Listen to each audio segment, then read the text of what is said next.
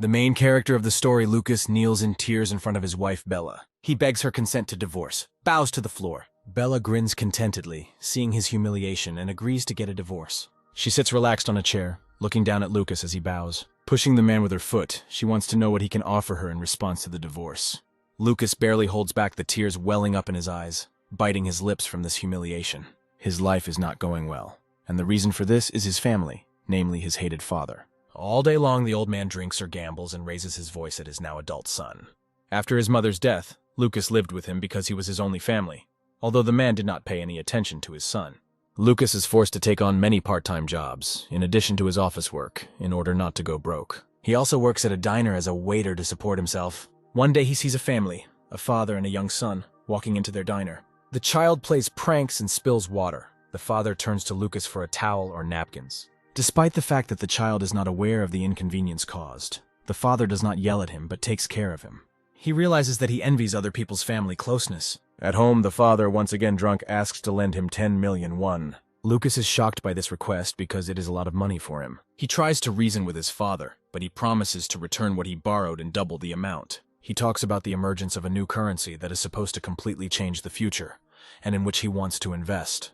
Lucas replies that hard-earned money is more important to him than a dubious chance to make money. The father does not want to hear any excuses. He admits that he was always hopeless, drank and raised his hand against his son. However, now he asks Lucas for another chance to change. The father asks for this so desperately that tears come to his eyes. Lucas is annoyed, but he cannot refuse his father and eventually agrees to his request. But he wants too much to save their family, to try to make it normal. He wants to trust his father for the last time and gives him a loan. He actively thanks Lucas, hugs him, and promises that his son will not regret it.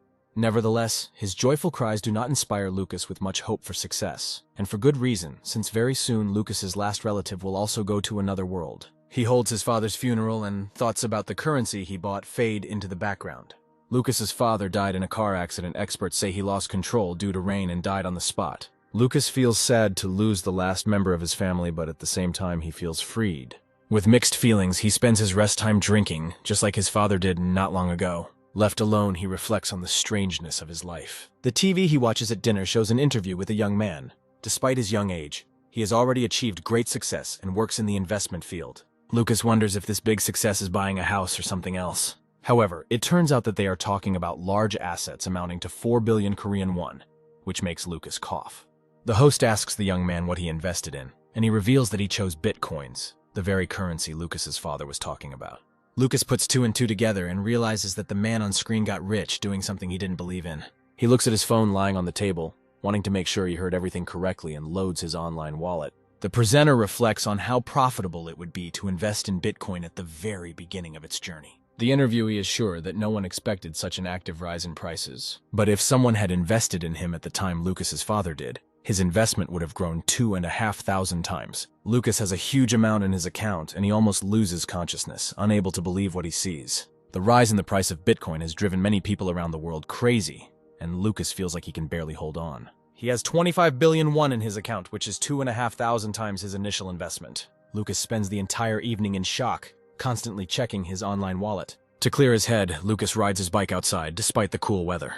Even after a while, he still can't believe that he has more than 20 billion in his account. At home, he can't stop checking the market price, which is changing at incredible speed, so he decided to change the situation.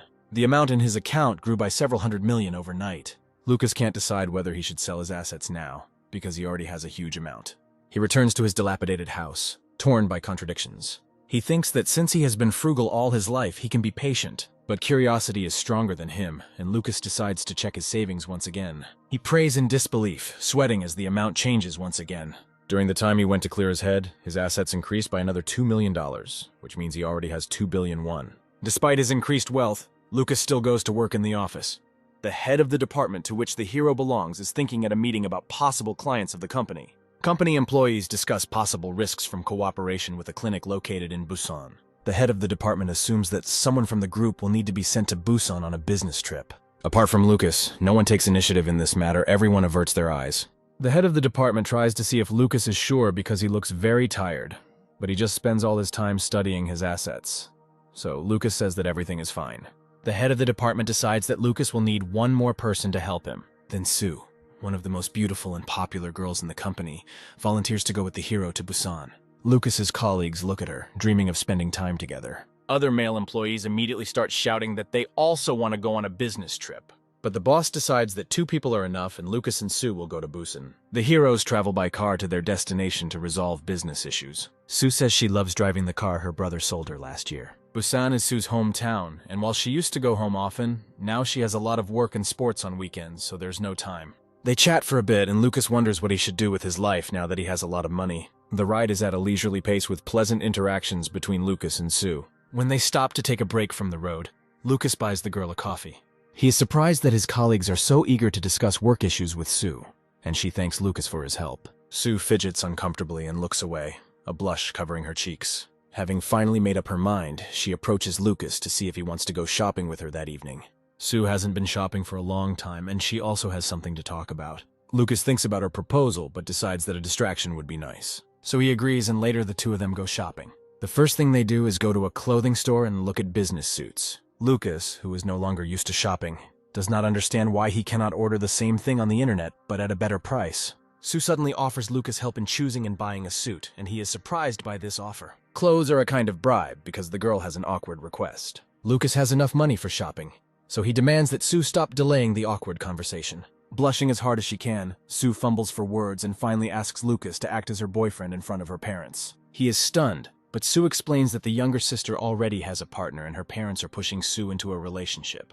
Blushing at the unexpected request, Lucas tries to comprehend it. But still, he agrees to help his colleague, and in the evening they go to a restaurant. Sue's parents are very happy to meet their daughter's chosen one. They interact politely with Lucas, crack jokes, and try to please him. They wonder if the heroes work in the same company, and Lucas confirms this. Sue's mother is curious about how they became friends, so Lucas explains that they became close when he taught the girl the basics of their work. The parents are satisfied with this answer, and they continue their peaceful meal. Lucas recalls a completely different emotional dinner with his ex-wife's relatives. They were negative and aggressive towards him and raised their voices. They also asked many questions about the hero's parents, who had already died by that time. Bombarding them with questions about money and real estate, they put pressure on Lucas that after the wedding, he would be obliged to help them with money. Lucas felt terrible pressure and contempt towards him from them. Lucas's own opinion was of no interest to anyone, and he failed to impress his ex-wife's relatives. Sue's parents received him warmly and kindly and made him feel at peace. The girl's mother asks if Lucas liked the food, and he actively praises it. The experience he shares during his fake date with Sue is completely different from what he had already experienced in his previous marriage. After the date, they said a warm goodbye to Sue's parents, who were pleased with the meeting. The girl's mother subtly hints to her that she doesn't have to return home to spend the night. Lucas reflects that only money helped him not to feel awkward that evening, because his ex-wife trampled on his confidence. Sue's mother, laughing at the girl and her chosen one, asks them to give birth to their granddaughter first. Lucas breaks out in embarrassment from such a warm welcome. He hears Sue's parents reasoning that he is quite good for their daughter. After meeting their parents, Lucas and Sue go for a walk on the beach. Sue bows shyly in front of Lucas and asks for forgiveness. She is very embarrassed about this evening, but Lucas immediately tries to calm her down. The girl replies that she saw his tense expression on his face due to bad memories from her parents' questions. Lucas realizes that Sue knows about his previous marriage and rushes to reassure her. His parents were kind to him and the food was delicious, so he's not offended. But since the girl still has regrets, he suggests that she smooth things over with a walk to interesting places. Sue immediately begins to think about how to plan the best route. She is so immersed in her thoughts that she walks ahead of Lucas, and he calls her to slow down. However, he understands that Sue is simply very interested in the task received and exhales with a chuckle. Sue's mother's words that she is very stubborn are proven. Suddenly, Sue's eyes turn to something on the beach, and she gets an idea. She points Lucas to the place where she wants to take him. Looking at the place, Lucas feels uneasy and grins nervously. Sue's interest turns out to be a fortune-teller's tent located nearby on the beach. When the heroes decide to do fortune-telling, Sue gets a good result because she has good and clean energy. The fortune-teller describes the girl positively, both as a colleague and as a person. Sue is very happy that luck will help her in life. However, the fortune-teller points out that Sue recently missed a chance at something. The fortune-teller says she needs to be bolder and not hesitate. Lucas listens to their conversation out of the corner of his ear. He absolutely does not believe in these fortune-telling. The fortune-teller says that Sue will still have another chance and she must be strong and attentive. Lucas can barely hold back a sigh at the fortune-teller's words. However, Sue persuades the man to take part in the fortune-telling. According to the girl, the fortune-teller is trustworthy, but Lucas has no questions that he would like to ask her. He tries to shift the focus back to Sue's interests, but the tenacious gaze of the fortune teller is already fixed on him. The first thing a stranger tells him about him concerns the hungry times that Lucas went through, and this shocks him. He is stunned that the fortune teller knows about the poverty in which he lived in his youth. However, Lucas, according to the fortune teller, was able to catch great luck, and she even envies him. The fortune teller advises Lucas to travel around the world and experience many things, because this will allow him to increase his luck even more. She assures that Lucas can live the way he wants, without looking back at the past, and everything will work out for him. Sue casually tries to find out how lucky Lucas is in his personal life. Lucas immediately immerses himself in thoughts about the fortune teller's words, and has no idea how he can change his lifestyle. However, he still found it pleasant to hear good predictions. When the time comes to pay for fortune-telling, Lucas is horrified by the large amount, although he has hundreds of times more in his account. Nevertheless, they leave the fortune teller in high spirits. Sue invites Lucas to eat conger eel with her at the market. She takes the still pensive man by the jacket and leads him along. Lucas doesn't know what to expect from the future yet, but he's starting to feel interested in it.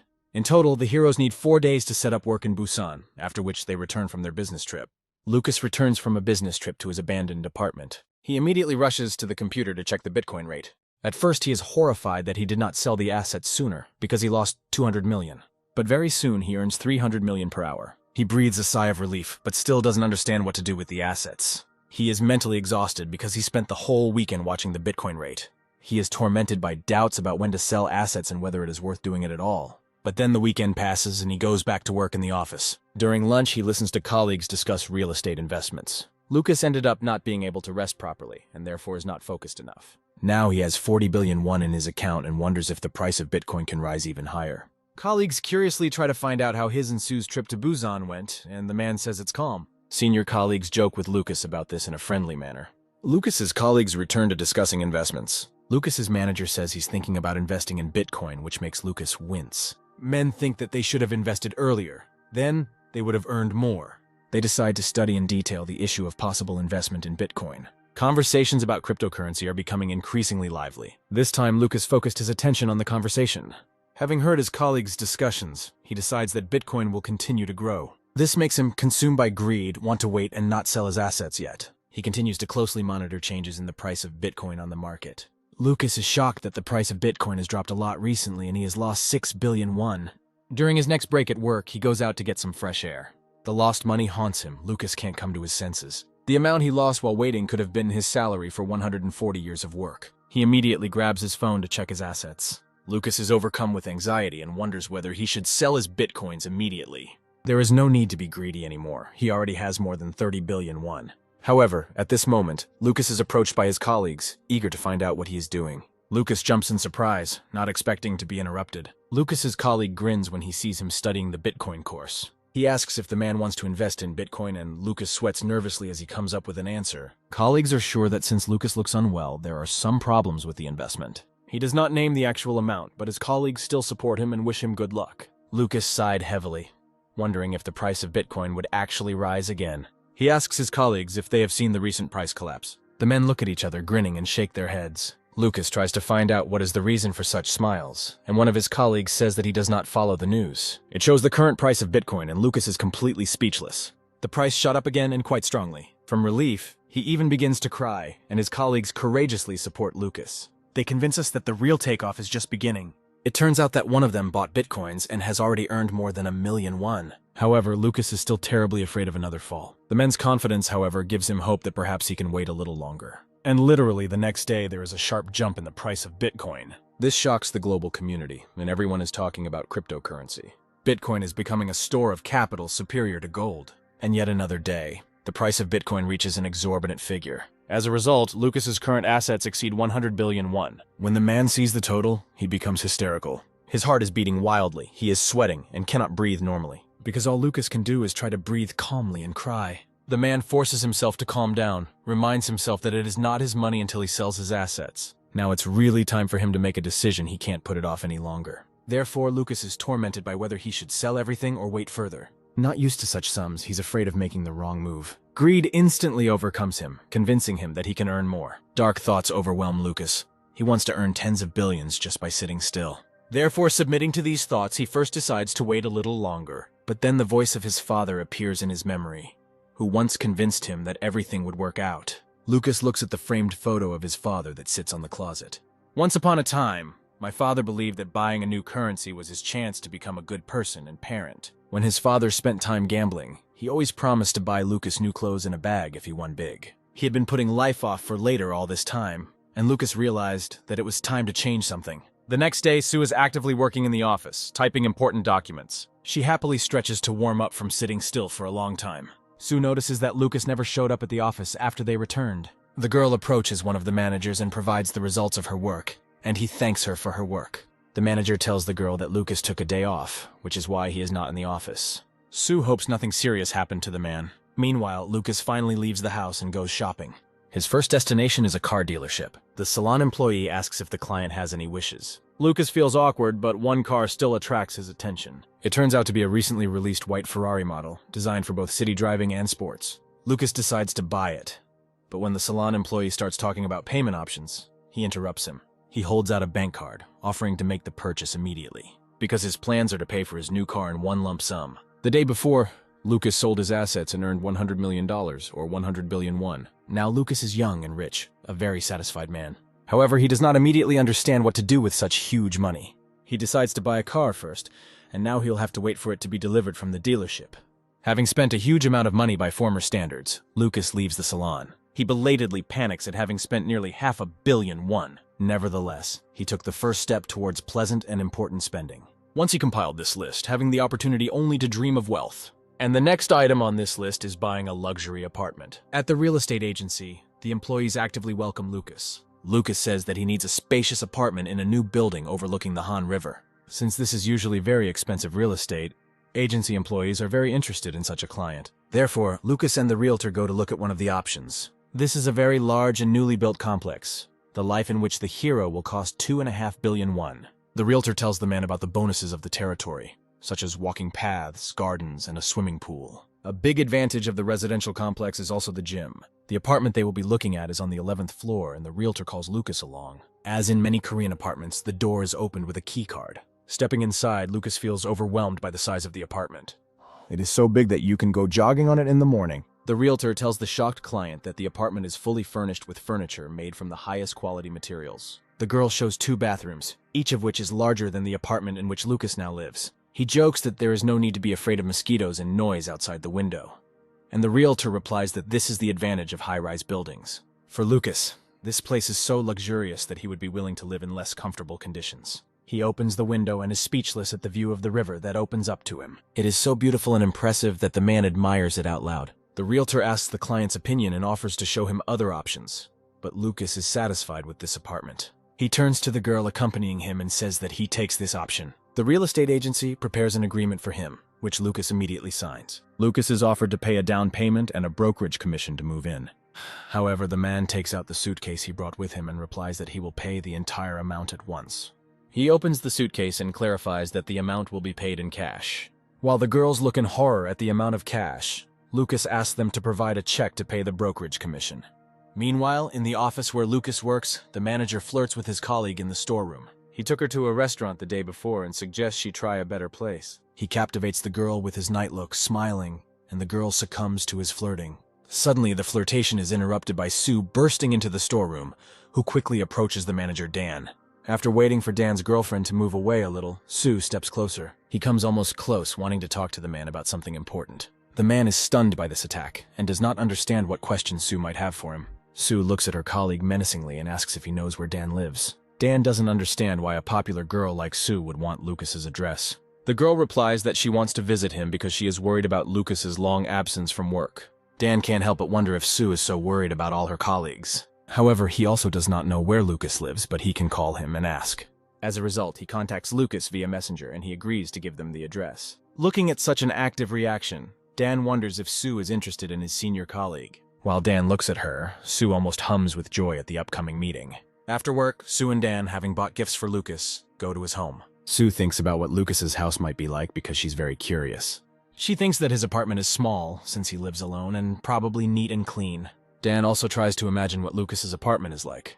He thinks it's minimalist because he still lives where he lived before he got married. They arrive at the area where Lucas lives, and it doesn't look like what they expected. Once in the apartment, Dan and Sue recoil in shock and horror. Lucas thanks them for coming and apologizes for having to cover up for feeling unwell at work. The apartment they find themselves in turns out to be dirtier and mustier than Dan and Sue thought. However, Lucas is not worried about the fact that it is not tidy, as he is preparing to move. Dan winces in horror because the apartment looks more like a warehouse than a home, and it smells strongly. Lucas explains that it has nothing to do with the house, just that there is a sewer leak nearby. Sue touches her fingers to the wall, which is heavily covered with black mold. Tears appear in the girl's eyes at the thought that he lived alone in such an apartment all this time.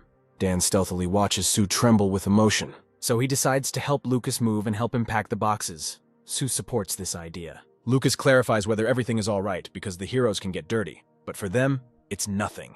The hero is grateful to his colleagues for their concern and help. They go out into the parking lot, and Dan looks at one of the cars in surprise. Of course, his attention is focused on the latest Ferrari model. He doesn't understand what such a luxury car is doing in this place. Dan thinks he'd like to take a closer look at it, but he's embarrassed in front of his colleagues. Lucas, noticing his interest, calmly approaches the Ferrari and offers to put the boxes in it. The surprise of this proposal leaves Dan and Sue speechless. Dan's first thought is that Lucas rented the car to move. And when the hero says that this is his car, Dan breaks out in a sweat from shock. The heroes think that Lucas has an inheritance. Otherwise, they cannot explain where he got a car worth 400 million. However, all Dan can think about is how he wants to ride it. Lucas invites his assistants to look at the apartment they are moving into. Dan and Sue are certainly on board and are very curious to see Lucas's new location. However, there is only one passenger seat in the car and only one person can go with him. Sue is sure that she will have to travel separately because she is the youngest. However, when she is about to propose it, Dan says that he will go separately. The girl is surprised by this offer, but Dan says that he still needs to pick up the car. He goes to the car, promising to follow Lucas and Sue. Nevertheless, he cries because he also wants to ride in a Ferrari. And he made this decision in order to allow Sue to spend time with someone she likes. Lucas turns to Sue about this being their first time alone since their trip to Busan. Sue reveals that her parents considered Lucas the man she plans to marry soon. In response, Lucas teases the girl about whether he should play the role of her husband, which makes Sue blush. Sue hesitates a little, not knowing how to talk about the topic that worries her. Lucas looks at her awkward attempts and chuckles mercilessly. The girl waves it off, not wanting to spoil the moment with awkward questions. Although she is very curious to know more about Lucas's ex-wife. The man thanks her for the sensitivity and care that she and Dan show by not asking difficult questions and being patient. Blushing, Sue says she'll be sure to ask questions when Lucas is ready. She tries to find out where he's moving, but Lucas wants to keep things interesting. At this time, a telephone conversation takes place between the director of the company and an unknown woman.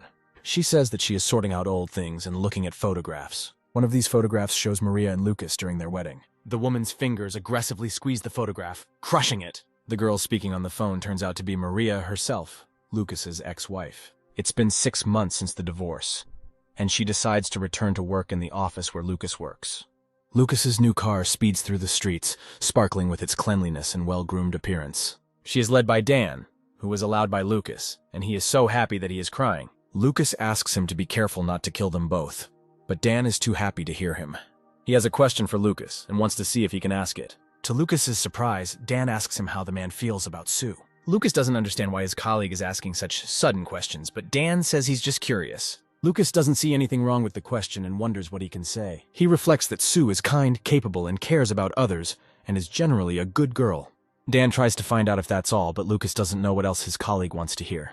At work, senior colleagues attack him during a break with questions about his new car. Everyone noticed the Ferrari in the parking lot and decided that Lucas had gotten rich from investing. Lucas says he increased his capital by reinvesting his earnings and mortgaging his property. Lucas's colleagues, on the contrary, lost some of their funds on bitcoins. Therefore, they turn to Lucas for advice as a more successful investor. The men are sure that Lucas is well versed in the issue of investments and is making new plans. However, Lucas does not know what to tell them, to invent a legend or tell the whole truth. Lucas responds that to invest successfully, you need to have the heart of the beast. He understands that this issue could confuse his colleagues and still decides on the truth. However, colleagues understand the advice in their own way, deciding that psychology, not technology, is important in this matter. The manager asks if Lucas invests in other types of cryptocurrencies, and the man says he has invested in 2 more. After buying a house and car, he reinvested his remaining assets in cryptocurrency.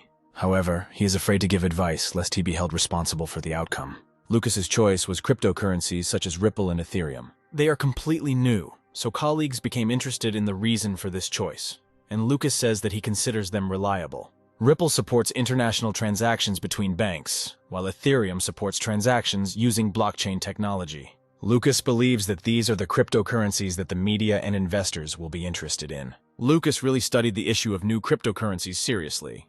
Meanwhile, Sue is cleaning herself up in the women's restroom. When she thinks about Lucas, she hears other girls talking. They discuss gossip about Lucas and the Ferrari he bought. No one believes that he is so rich. Sue is not surprised that rumors have already spread throughout the company. One of the girls claims that Lucas took out loans for the car, and many are also discussing that he gambles and likes to drink. One of the girls is disappointed she had no idea that Lucas was such an unworthy person. Sue, not wanting to hear any more of Lucas's slander, approaches the girls. They break out in sweat from Sue's abrupt intervention, interrupting their conversation. Sue is surrounded by a dark and menacing energy, and she really wants to know who is spreading such rumors about Lucas. At this time, his ex-wife comes to the office where Lucas works. Maria tries to find out from the manager, who recognizes her where Lucas is. The man tries to discourage her and says that Maria's ex-husband is not there. He offers to give Lucas messages if the girl wants to. But then Lucas comes into the office with boxes full of documents. It wobbles slightly, and the boxes tilt dangerously, threatening to fall. Maria holds the boxes ready to collapse, and Lucas thanks her, and then realizes who helped him. He recognizes the woman in front of him and feels the first wave of panic. Maria warns Lucas to be careful in the office. She wants to know how her ex-husband is doing, but Lucas doesn't believe the woman for a single second. Memories of their honeymoon appear in his head. Then Maria scolded him for a long time for booking the wrong hotel, unsuitable for her.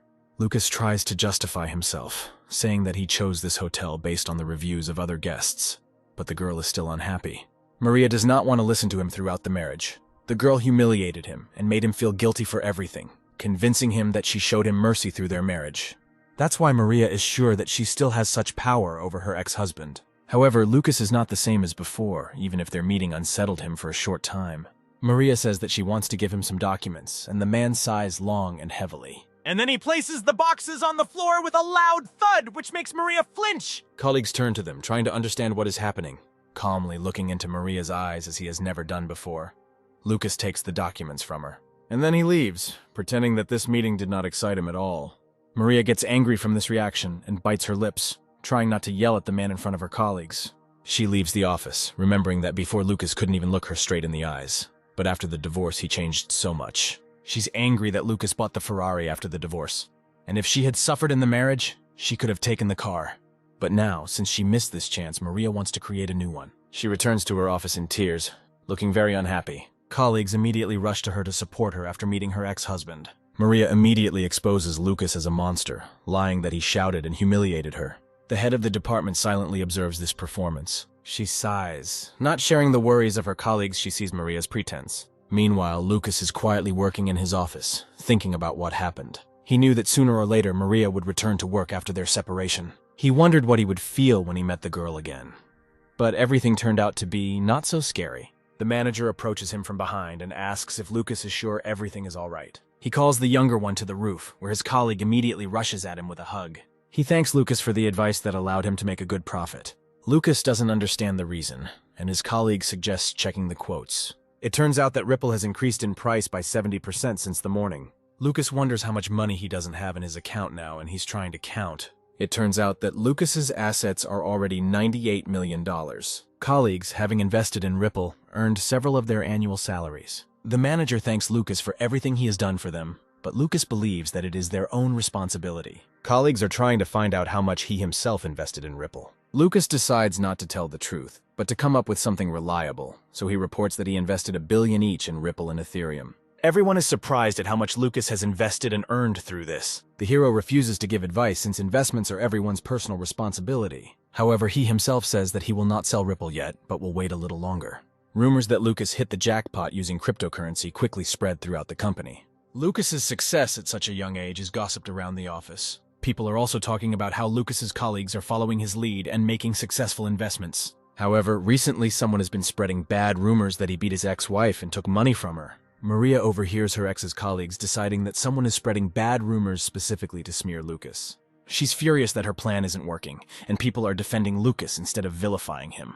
In irritation, she almost gives away her presence and hurriedly leaves. In the place where she stood, only a crumpled drink glass remained. Lunchtime comes and the heroes go for a break. Sue sits thoughtfully by the window in the cafe, looking out the window as if waiting for someone. The men present in the cafe look at her and openly admire her. However, Sue looks very nervous and worried and turns pale.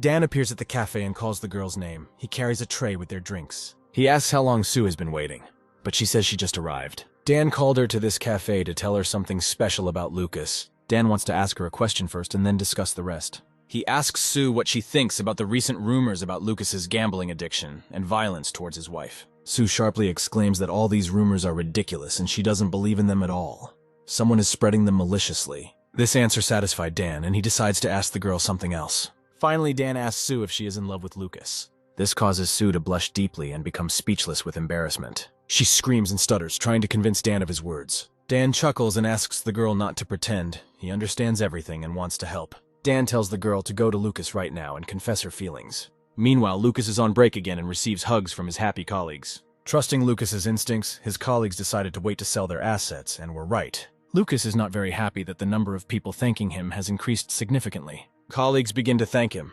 because thanks to Lucas's advice, they were able to solve their financial difficulties. After rumors about Lucas hitting the jackpot, most of the company's employees got involved in the cryptocurrency game.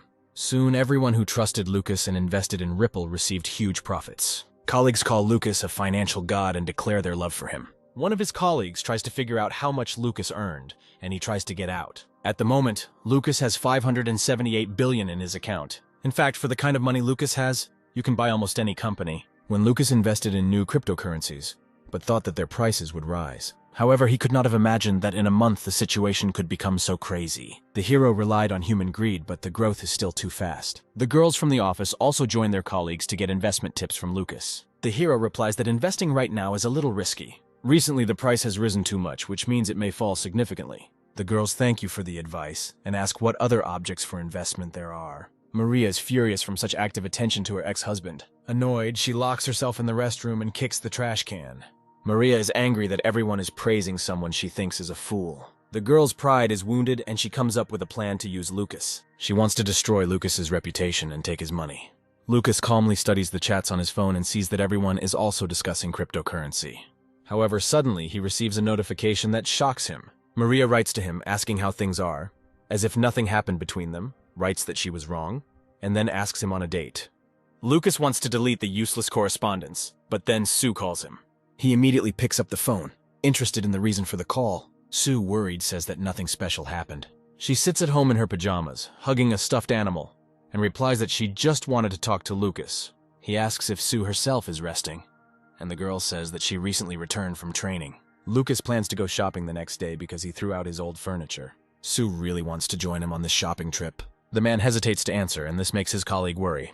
However, within a couple of seconds, he makes an appointment with her in the afternoon at the shopping center. They bid each other good night, and then Sue screams into her pillow with delight, trying to come to her senses. At the wrong time, the girl's memory of the conversation with Dan and how he pushed her to confess pops up in her memory. Sue isn't sure she can do it, but she wants to try her best. The next day comes, and Lucas rushes to the shopping center. He arrives early enough, which makes him sigh heavily. He's already thinking about waiting for Sue in some cafe, but suddenly Sue calls out to him. She also arrives early, in such a hurry to see Lucas. She literally beams with joy, and the men turn to follow her. Lucas notices that the girl calls him informally at work, and he gives permission for this, after which Sue calls him to go inside the shopping center. The girl secretly watches her companion and admires him. She's happy that Lucas agreed to take her for a walk. The two go to the mall to do some shopping that Lucas has planned. At this time, the forgotten Maria is waiting for Lucas in the cafe and is furious that he is late, although he has no plans to come at all. There are a lot of people in the shopping center, and employees politely greet Lucas and Sue when they arrive.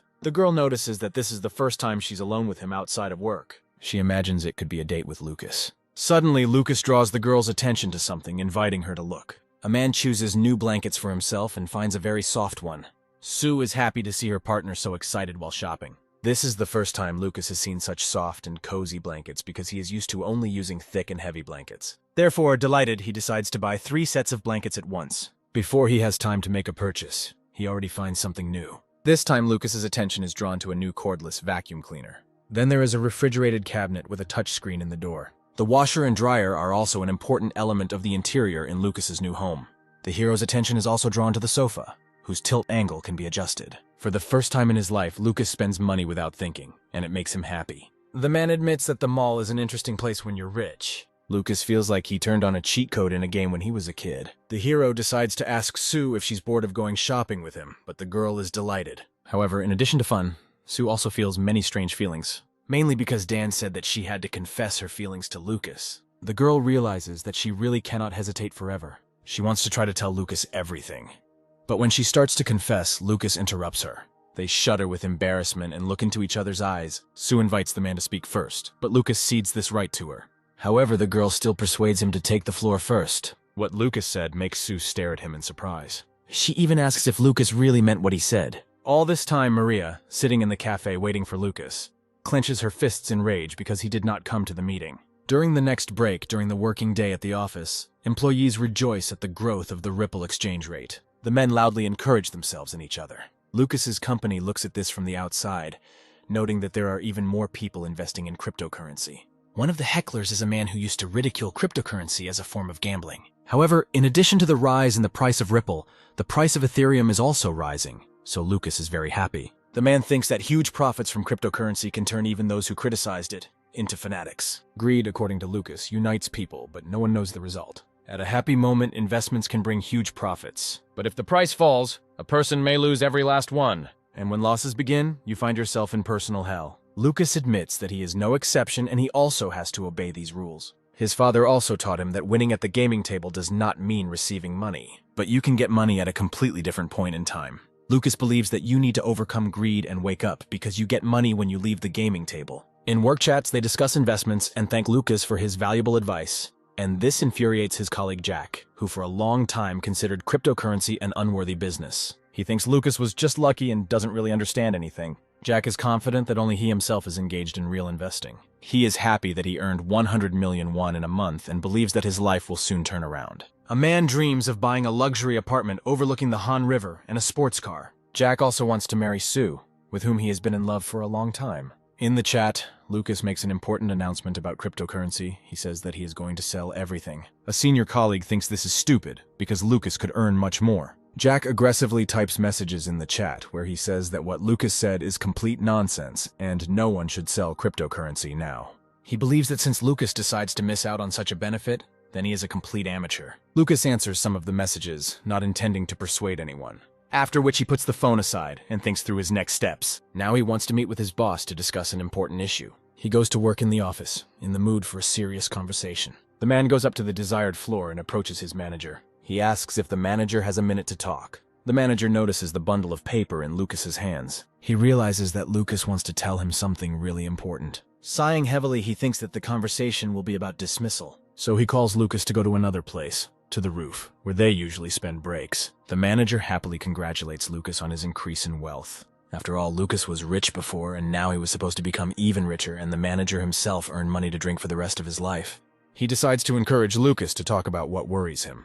Lucas clutches the application papers in his hands, nervous to start a conversation. The manager does not want to say goodbye to a good employee who also gives the right advice. Lucas asks for a vacation for 2 weeks and asks if it is possible to take it. The news that Lucas has applied for a vacation and not a dismissal pleases the manager. The manager thought that since Lucas earned a lot, he could retire already. But the hero himself is not ready for this, yet he did not even think about quitting. He remembers meeting Sue and telling her that he was planning to go to the States for about 2 weeks. He thinks about what to do with the money he earns and decides that he needs to gain more experience and knowledge. Lucas wants to take the opportunity to study a little in America. Because of his confession, Sue is hesitant to confess her feelings to Lucas. She just wishes Lucas to have a good time on his trip. The manager agrees to sign Lucas's vacation papers. Lucas asks an older colleague if he can continue living like this. He made a lot of money from cryptocurrency, but doesn't know what to do next. He doesn't have a hobby or a dream because he didn't have time to think about it before. Lucas realizes that he has always envied people who have dreams. For those who are professional singers on stage and enjoyed the music. For those who have been involved in sports since their youth and built their career on it. Those who spent their time painting because these people had dreams and passion that he did not have. The manager says that not all people can have a dream, and not having a dream is as completely normal as being an ordinary person. Lucas had never thought about this and didn't know that this could be normal.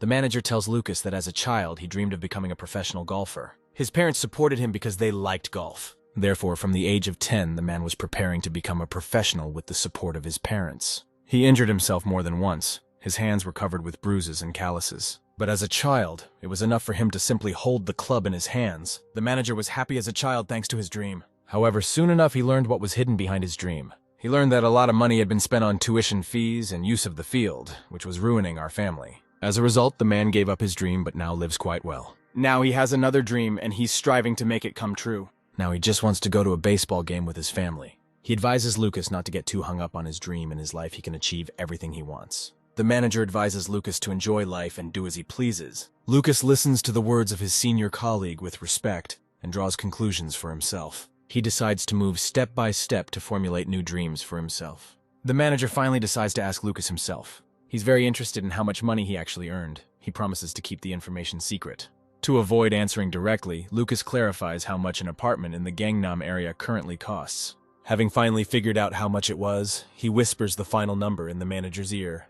The manager is so shocked by the answer that he breaks out in a sweat. He asks in disbelief if Lucas really has such means. The manager smiles at how ridiculously rich Lucas is. After all, Lucas's current assets can be thought of as 1,000 apartments in Gangnam. Having received leave, Lucas sets off on his American journey. The last time a man flew to a seminar in Germany, but that was a very long time ago. Now he can afford comfortable conditions for the flight. He is warmly greeted by the flight attendants, and Lucas is delighted with such respectful attitude. He only has experience flying in economy class, where it was cramped and uncomfortable. Now, for the first time, he flies first class, sits in a comfortable seat, and can relax. Suddenly, he hears a woman's voice from the side, discussing design issues. In the next row sits a beautiful brunette talking on the phone about the development of the automobile industry in Korea. The girl notices that Lucas is watching her. Without any embarrassment, he waves his hand at the girl in greeting. His neighbor ends her business conversation with a request to send documents by email in case of urgency. She apologizes to Lucas for talking on the phone in the salon, but the man is understanding. Having studied Lucas with her eyes, the stranger finds him quite interesting. She hands Lucas a business card and introduces herself as the executive director of an automobile concern. Her name is Chloe. Lucas is surprised that Chloe is so young, and already an executive director. He introduces himself to the girl, but says that he did not bring business cards. The man's position perplexes Chloe, because she did not think that an ordinary employee could afford to travel first class. Lucas almost immediately explains that his capital now mainly depends on investments. On the plane, Lucas and Chloe are served a great dinner, steak and wine. This food literally glows in the man's eyes and his mouth waters in anticipation. He cuts a juicy steak with a knife and puts a piece of meat into his mouth. The taste of the dish shocks him from the first bite. This is the first time Lucas has eaten something so delicious. Lucas closes his eyes with pleasure, delighted by the combination of meat juice and sauce. He also really likes the wine, and in general, the whole meal was a pleasant surprise for him. While Chloe calmly eats her portion, Lucas wonders if he can ask for more wine. Chloe still doesn't understand how a regular employee gets the money to fly first class. Lucas notices that his neighbor is looking at him very carefully. Their eyes meet, and Chloe feels uneasy that her surveillance has been discovered. Lucas unexpectedly compliments her good posture, surprising Chloe. He says he also looks at the girl because of her confident posture and her skills with a fork and knife. Chloe is very embarrassed by such detailed compliments addressed to her. However, she quickly calms down and remains pleased with the attention. Lucas looks at the picture of a beautiful girl standing next to a car. It's a car advertising concept for the company Chloe runs, and he finds it interesting. The girl actively says that they create cars for both the Korean and American markets, and wonders what kind of car Lucas himself has. When the girl finds out about Ferrari, she's again at a loss about who her neighbor is. While Chloe talks about plans to produce sports and electronic cars, Lucas remembers driving her company's cars. The girl is very interested in hearing feedback, but when she receives criticism of technical features, she feels awkward. Apparently, Chloe did not expect such a detailed answer and comments about the shortcomings. Lucas involuntarily notices how much he has changed, because before he would not have expressed his thoughts so boldly. He thinks about the confidence that the money gives him, that he has received. To defuse the situation, he notices that Chloe apparently really likes cars, and she says that this has been a hobby since childhood. She loves to drive different cars and recently had an interesting experience with a Mini in the UK. The girl actively talks about her impressions, and Lucas thinks about how nice it is to see a person who is passionate about his work. However, throughout their flight, Chloe continually bombards him with various information about cars. Lucas couldn't rest at all during the flight because of her chatter. That's why he's very happy to arrive at San Francisco Airport. She and Chloe shake hands, and the girl asks to contact her when Lucas returns to Korea. The girl smiles and wishes Lucas a good trip.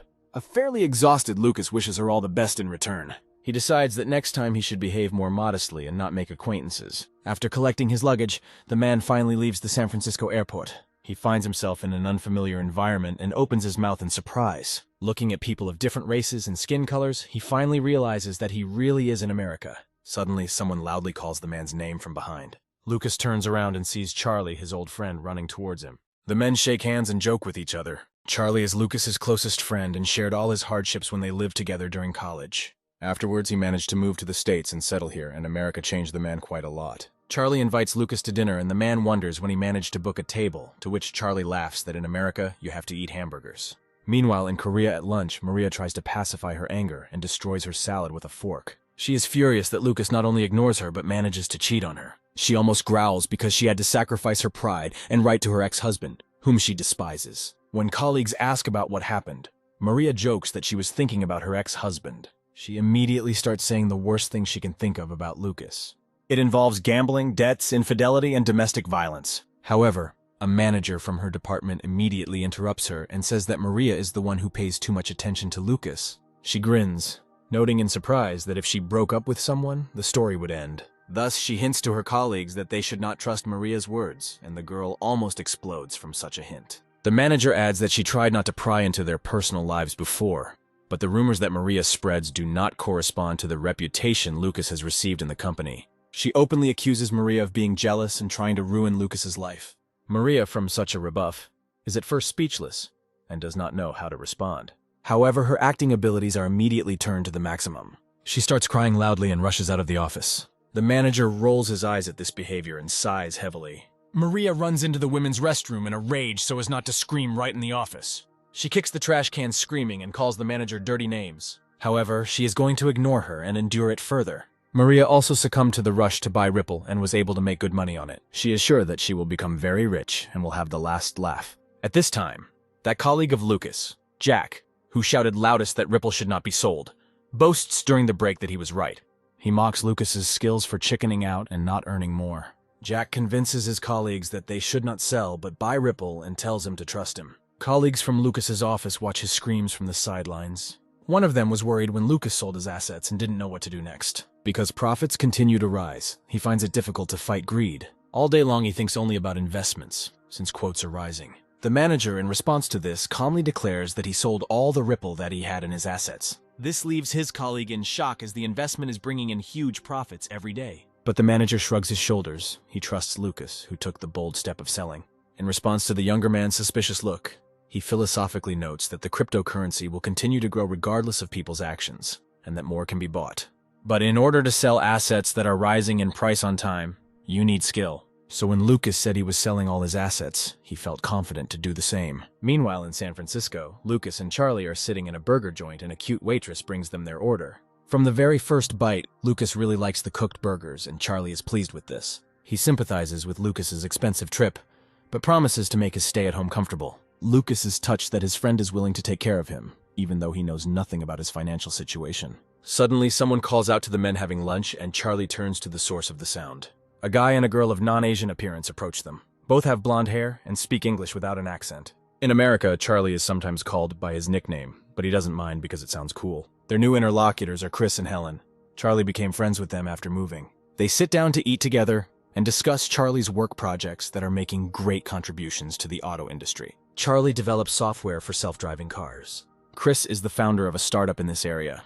He is developing an autonomous driving system for installation on trucks. Helen also has her own startup company. She designs and produces clothes and shoes from environmentally friendly materials. Lucas is delighted that both of his new acquaintances are heads of companies. They discuss how starting a startup is very difficult, like climbing a snowy mountain. The path consists of attempts to realize your idea by any means and overcoming obstacles of varying complexity. But the moment the idea comes to fruition, you feel that it was all worth it. Lucas admits that he respects Chris and Helen very much for such courage. He looks at his new acquaintances with admiration. Chris replies that ideas are good, but it takes talented people like Charlie to implement them, because thanks to his programming skills, he can implement any idea.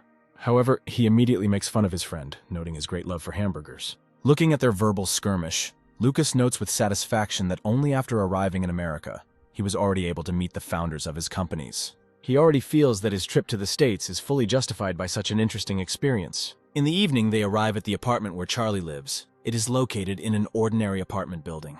It's quite clean and well furnished, which Lucas didn't expect. He learns that the rent for such housing is about 4 million won, or a little more than $3,000. Charlie explains that US real estate is more expensive than Korean real estate, especially in San Francisco. He opens the refrigerator and throws a can of beer at his friend. Charlie thinks they should rinse their mouths after eating and discuss Lucas's travel plans. Charlie knows his friend too well to understand that Lucas wouldn't come to the States just like that. Lucas smiles contentedly, glad that his friend still understands him well. Sipping cans of beer one after another, the men discuss what happened during the years of their separation. Charlie is very happy about Lucas's divorce from Maria, whom he never liked. Lucas regrets going through the experience, but Charlie notes that it toughened the man. However, Charlie is glad that his friend has become more confident and healed thanks to a successful investment. He says that in America, many have hit the jackpot on cryptocurrency, and some even create it themselves to get rich. Charlie invites Lucas to create his own cryptocurrency, and he is interested in this issue. However, Lucas still has a different plan and asks Charlie for help. Charlie is interested in what he can do to support his old friend. Lucas's plan is that he wants to start his own company. Charlie believes that this idea came to Lucas because he drank too much. However, Lucas became seriously interested in starting his own company after meeting Chris and Helen.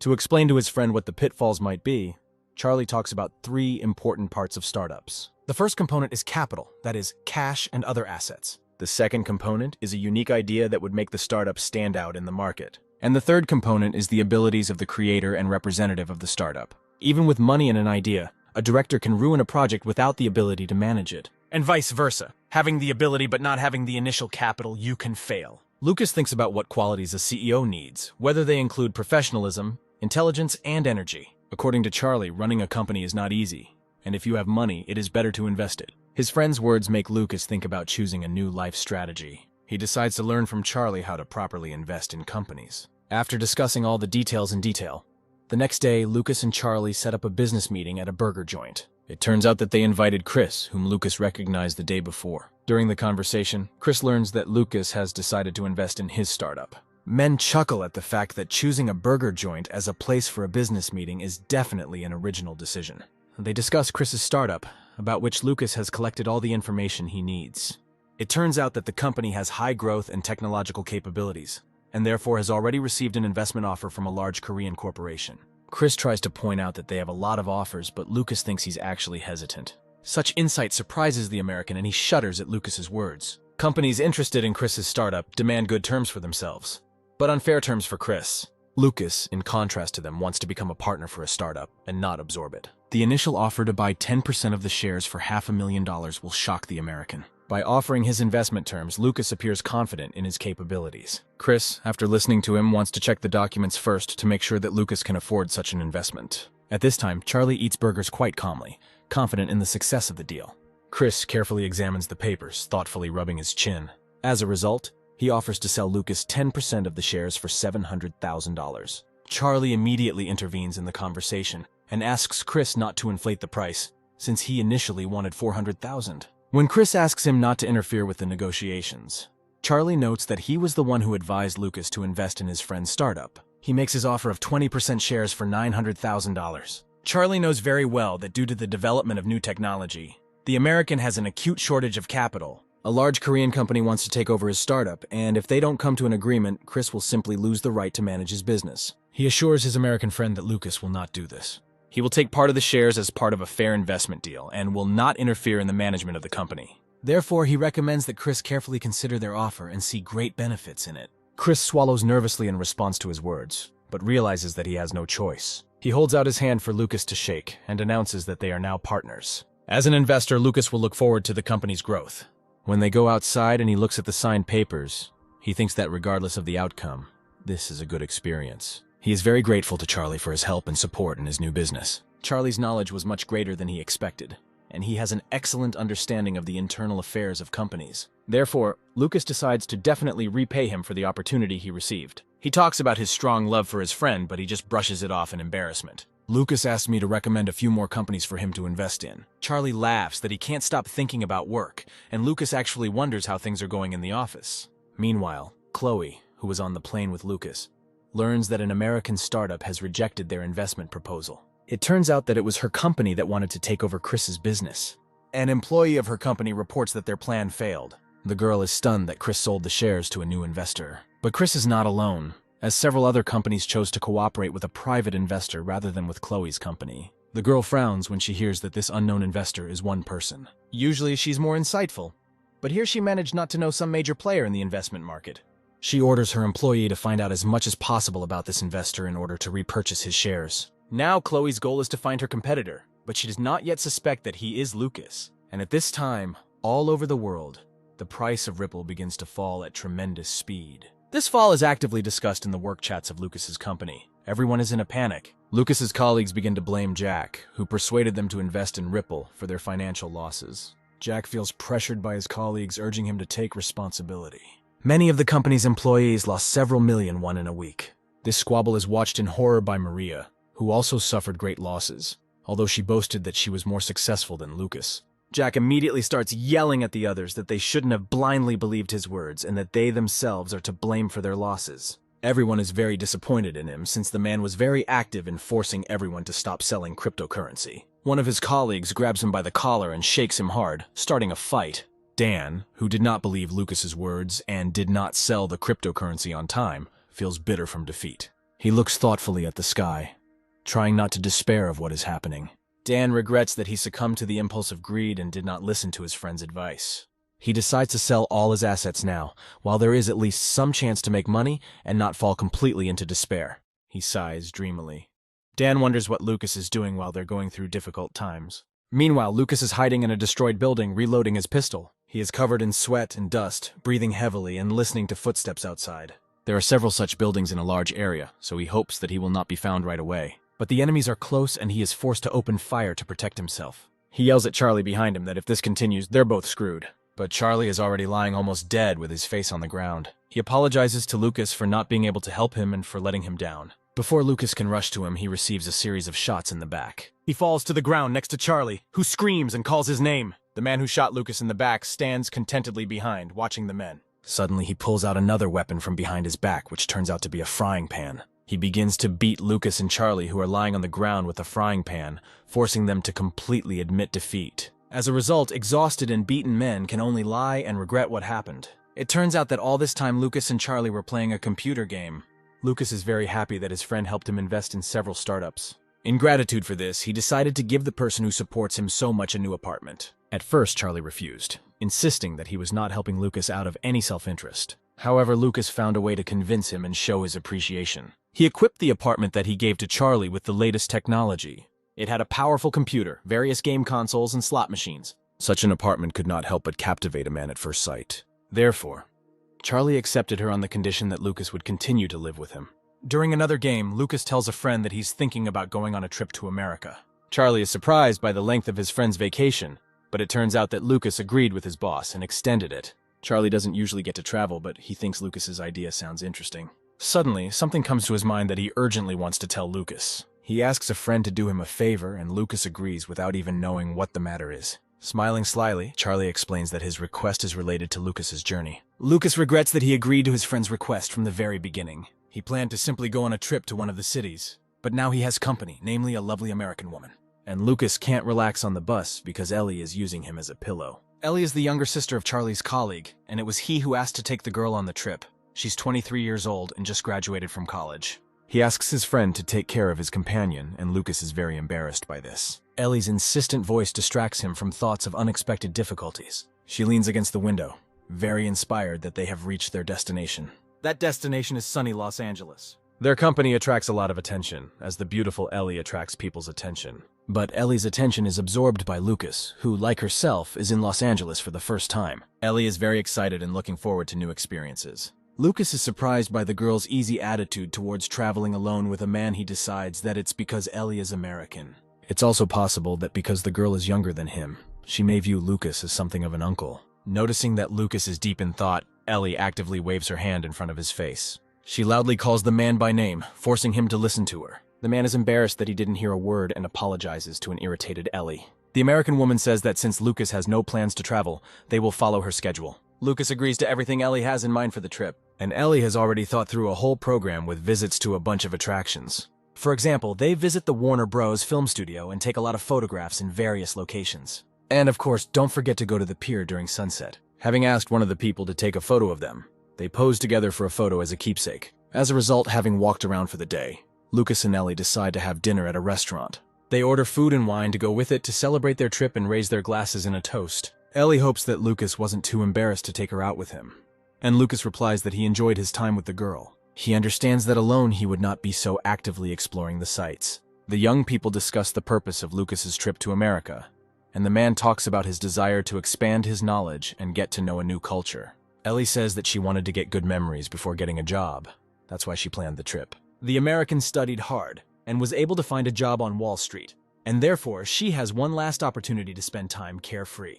Lucas is amazed that such a young girl could already find a job on the world's main financial street. In the wake of such amazing discoveries, Lucas wants to drink another glass. He cares for the American woman and gallantly fills her glass with wine. He wishes Ellie to fulfill her goal of working with really big money and to find and fulfill his dream. The girl listens carefully to the wishes of her companion and smiles contentedly. They touch glasses, and Lucas expresses his desire to one day approach Ellie as an important financier on Wall Street. After dinner, they check into the hostel they are staying at and are surprised that there is no one else in the room. Ellie expresses the idea that even in such places there are not always people. She places her suitcase against the wall and slowly sinks onto her bed. After which he looks playfully at Lucas and expresses joy at the fact that they are alone. Lucas shudders from such open flirting and freezes in place. His gaze involuntarily slides over the girl's seductive body. But before his thoughts take him too far, he coughs embarrassedly and asks not to joke with him like that, even to diffuse the situation. After a while, they turn off the light and settle down on a bunk bed, after which Ellie from the second tier wishes the man good night. He politely wishes her good dreams, but he's still worried. Ellie's flirting almost made his heart jump out of his chest. Being Asian, he was not used to such open expressions of interest, and therefore it was difficult for him to pretend to be calm. He can't deny that Ellie is a very beautiful girl, but she's Charlie's friend's sister and he doesn't want to get him into trouble. So he decides to just continue treating Ellie like a travel companion, and the next day he takes her to a bar with a pool to relax. People in swimsuits relax both in the water and at the bar. Ellie, who comes to the bar, attracts many glances because of her beauty. However, she does not pay attention to people and hurries to approach Lucas, who is resting in a sun lounger. Lucas looks sheepishly at his companion, who comes up to him and takes off her towel. The girl remains in a swimsuit, which very favorably emphasizes the curves of her body. She leans closer to the embarrassed Lucas and invites him to go for a swim. The girl actively splashes in the water and easily swims across the pool. At this time, Lucas himself is sitting on the side and simply immersing his feet in the water. Even emerging from the pool, Ellie looks very impressive. She's pleased with the pleasant swim and happily approaches Lucas. Lucas tells her that he doesn't really know how to swim, so he prefers to just lightly rinse his feet. Ellie immediately offers to teach Lucas to swim and pulls him into the water. Lucas tries to refuse and breaks out in an awkward sweat. He understands that if Ellie continues to show him signs of attention, he will definitely become interested in her, so he tries to maintain his distance. Lucas still politely tries to refuse and says he wants to go back to the hotel. Suddenly, 3 guys approach them from behind and rudely discuss Ellie's beauty out loud. One of the guys invites Ellie to leave Lucas and play with them. Lucas looks in bewilderment at the guys who are trying to hit on Ellie, who is frowning at this. Suddenly, he notices that one of the trio is not paying attention to Ellie. On the contrary, as soon as he catches Lucas's gaze, he immediately winks at him. Lucas is horrified when he realizes that they are trying to make advances towards him too. The guys continue to actively call Ellie to come with them to the bar. She refuses because she already has company, and the guys laugh at this. She tells the guys to leave quickly before she calls security, and this makes them angry. One of the guys tries to forcibly grab Ellie's hand, unhappy with her threats. Lucas immediately rushes forward and intercepts his hand, preventing him from touching Ellie. He stands in front of Ellie and convinces strangers that they should not touch the girl without her consent. Ellie is impressed that Lucas acted like a true gentleman. She is embarrassed by the feelings that overcome her at the sight of a man's broad back. Lucas at this time is worried about what to do next, because although he decided to protect the girl, he is not used to fighting. The guys are dissatisfied with exchanging words with each other and want to run into conflict. Although Lucas is still trying to cover Ellie with himself, she carefully pushes him aside. She calmly and boldly walks forward to unfamiliar young people. Crossing her arms, she orders them to apologize and leave so they can pretend like nothing happened. Guys don't understand why they should apologize if they didn't do anything wrong. Ellie is pleased with the answer, but the smile on her lips looks quite threatening. She immediately draws the attention of those who are pestering them to the person behind them. He turns out to be a local security guard. He reminds the guys that they have already been warned about harassing clients, which is why they will have to move out of the hotel. Several more colleagues join the guard, and they quickly lead the harasser away. On this occasion, Lucas and Ellie decide to have a cocktail at the bar. They are delighted with the bar and the taste of the drinks, which makes the bartender smile contentedly. They were given coupons for free drinks as compensation from the hotel. Lucas considers the incident a stroke of luck, and Ellie couldn't help but agree with him. The girl thoughtfully lowers her gaze into the glass of drink and turns to her companion. She is interested in learning more about Lucas and asks him to talk about himself, his family, and his life in the past. Lucas thinks about the answer and says that his mother died early and he lived for a long time with his father, who loved gambling and ruined them and then died completely. It tells the story of how he graduated from college, got a job at a company, and married a woman who worked in the next department. After telling the story of Lucas and Maria's life, Ellie becomes enraged. She calls Lucas's ex-wife a witch and loudly scolds her for the pain she caused the man. Lucas didn't expect her to scold his ex, but unexpectedly this reaction turns out to be pleasant for him. But Ellie immediately notes that she understands why Maria wanted to marry him. She believes that Lucas listens carefully to the woman's words, respects her, and cares. Therefore, based on these thoughts, Ellie is sure that it is easy to fall in love with him. Lucas feels embarrassment and a pleasant warmth in his chest at the girl's words. In order not to cross the line established between them, Lucas hurries to end the evening and suggests that they go to their rooms. He falls onto the bed tiredly, trying to recover from his time alone with Ellie. Lucas lies with his arms outstretched and thinks about everything that happened. He thinks that he should be more conscious because Ellie almost knocked him out of his rut. To distract himself, he decides to check the price of cryptocurrency and takes out his phone. He notes with dissatisfaction that the prices of many cryptocurrencies have collapsed. He wonders how big his losses would have been if he hadn't sold his assets. Suddenly, there is a knock on the door, and Lucas is very surprised that Ellie is behind it. Lucas thinks something happened to her and rushes to open it. Ellie stands outside the hotel room door in a seductive nightgown. Lucas is speechless from what he sees and stops breathing for several seconds. He nervously asks the girl what happened since she came to him, but Ellie suddenly puts her finger on his lips, telling him to shut up. She enters the room and comes close to Lucas without embarrassment. Ellie is seductive and beautiful, which is why she literally glows in Lucas's eyes. She persuades Lucas to spend the night in the same bed, and when they lie down next to each other, she decides to find out his opinion about the trip. This time they are in Las Vegas, and Lucas liked it much more than he imagined. He liked Santa Monica Beach for its natural beauty, and Las Vegas for the splendor of its bustling city. Ellie chuckles at his words. She shares Lucas's point of view. The girl suddenly sits up in bed to move closer to Lucas. She turns over on her stomach and puts her hands under her head, asking the man if it's really enough for him to just talk at night. Lucas mentally prays that he won't lose his temper, but he replies that it's a good night and good for talking. Ellie wonders why Lucas doesn't openly show his affection and desire. Lucas thinks that he wants to be honest with the American. He replies that he is not sure that he is ready for responsibility after intimacy with a woman. After divorcing his wife, he lost interest in dating, but he knows for sure that he does not want consequences if their meaning is only short-term pleasure. He also gently notes that he doesn't particularly want to hurt Ellie. The girl blushes from his confession and feels her breathing hitch. But to hide her embarrassment, she accuses Lucas of being rude. Hiding her face in the pillow, she asks the man to talk to her all night. Lucas doesn't mind, and they begin to share their impressions of their trip together. But in the end, Lucas calmly falls asleep during their conversation. Ellie examines the sleeping Lucas and gently touches his face. Then she carefully rolls up under the man's side and hugs him. She feels a little disappointed, but even this first night in the same bed makes Ellie feel happy. In the morning, they pack their things and set off for their final destination, New York. Lucas decided to accompany Ellie to this city and at the same time see many famous places in New York. He plans to return to Seoul from this city because it is faster than via San Francisco. Lucas asks the girl to take care of herself and wishes her good luck in her life and work. Ellie rushes to him and presses him to his chest, hugging him tightly. She thinks traveling with Lucas was great and asks him to contact her when he gets home. Promising the girl to contact her later, Lucas boards his flight and heads home. Lucas sits on the plane and contemplates that the long journey to America has finally come to an end. That when he arrived in the States, he met many interesting and good people, from startup leaders to the charming Ellie. He was also very impressed by the industry and culture thriving in every corner of the country, and of course the huge capital. When Lucas felt this huge economic flow, greed and a desire to join it awoke in him. He realizes that he wants to make even more money because it's the most fun he can have. When he lands in Seoul, he suddenly realizes that a familiar face is greeting him at the airport. Dan arrived at the airport with a nameplate and calls Lucas to his place. The man is surprised that his colleague came specially to meet him, and he's not the only one who came to meet Lucas. Sue approaches the men with a soft smile, glad that after a while she finally sees Lucas.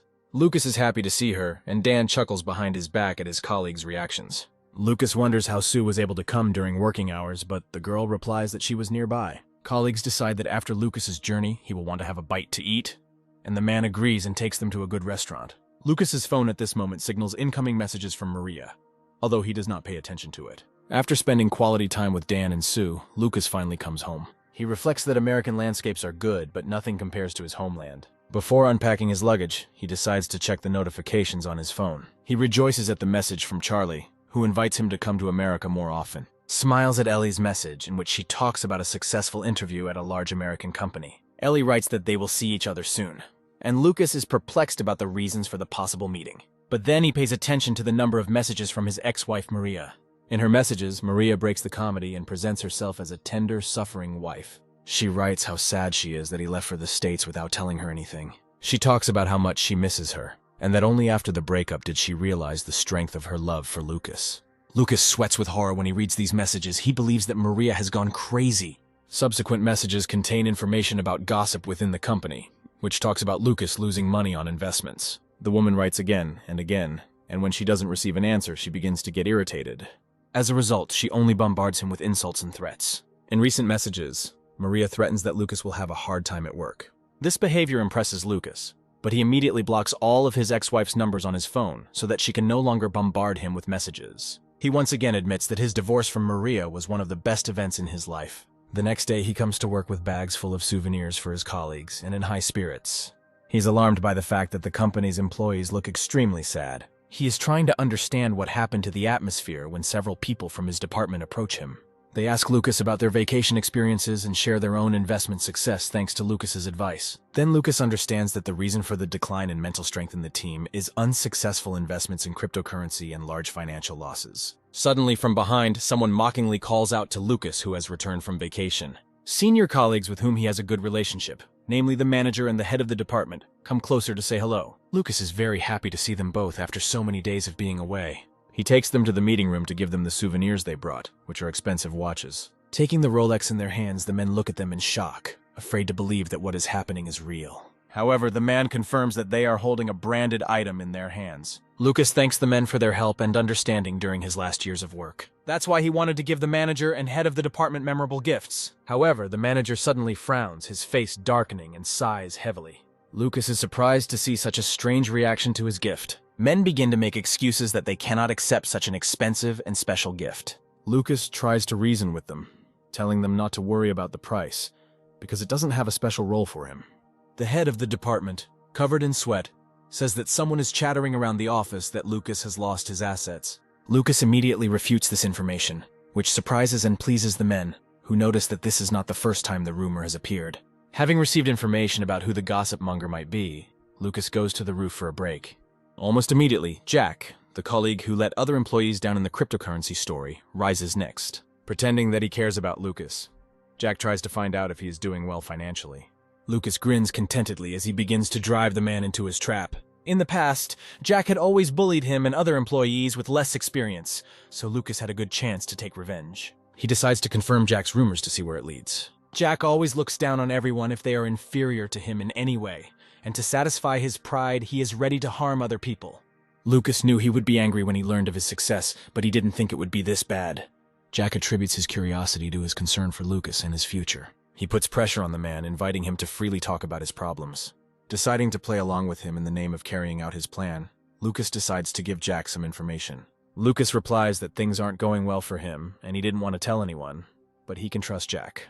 Jack immediately beamed and began to convince Lucas that he wouldn't tell anyone anything. Then Lucas gives him information that he is broke and has less than 10 million won left in his account. Trying his best not to laugh, Jack feels sorry for Lucas and thanks him for sharing his problems with him. At this point, the trap that Lucas set slams shut, and although Jack promised not to tell anyone about Lucas's situation, he immediately goes to the office premises and starts new rumors. Because of his words, colleagues begin to chatter that Lucas has sold his assets and gone bankrupt. It's not easy for Jack to keep his face up. He's shaking with delight. Because of people's disappointment in Lucas, Jack experiences unprecedented joy. He sees Lucas as nothing more than an annoying caterpillar and wants to trample him. Jack needs Lucas to remain one step below him for the rest of his life. Suddenly, one of their colleagues interrupts the employee's chatter. He announces that a large corporate dinner will be held that evening. Jack snorts contemptuously, believing that they will again be offered cheap cuisine, and he is above it.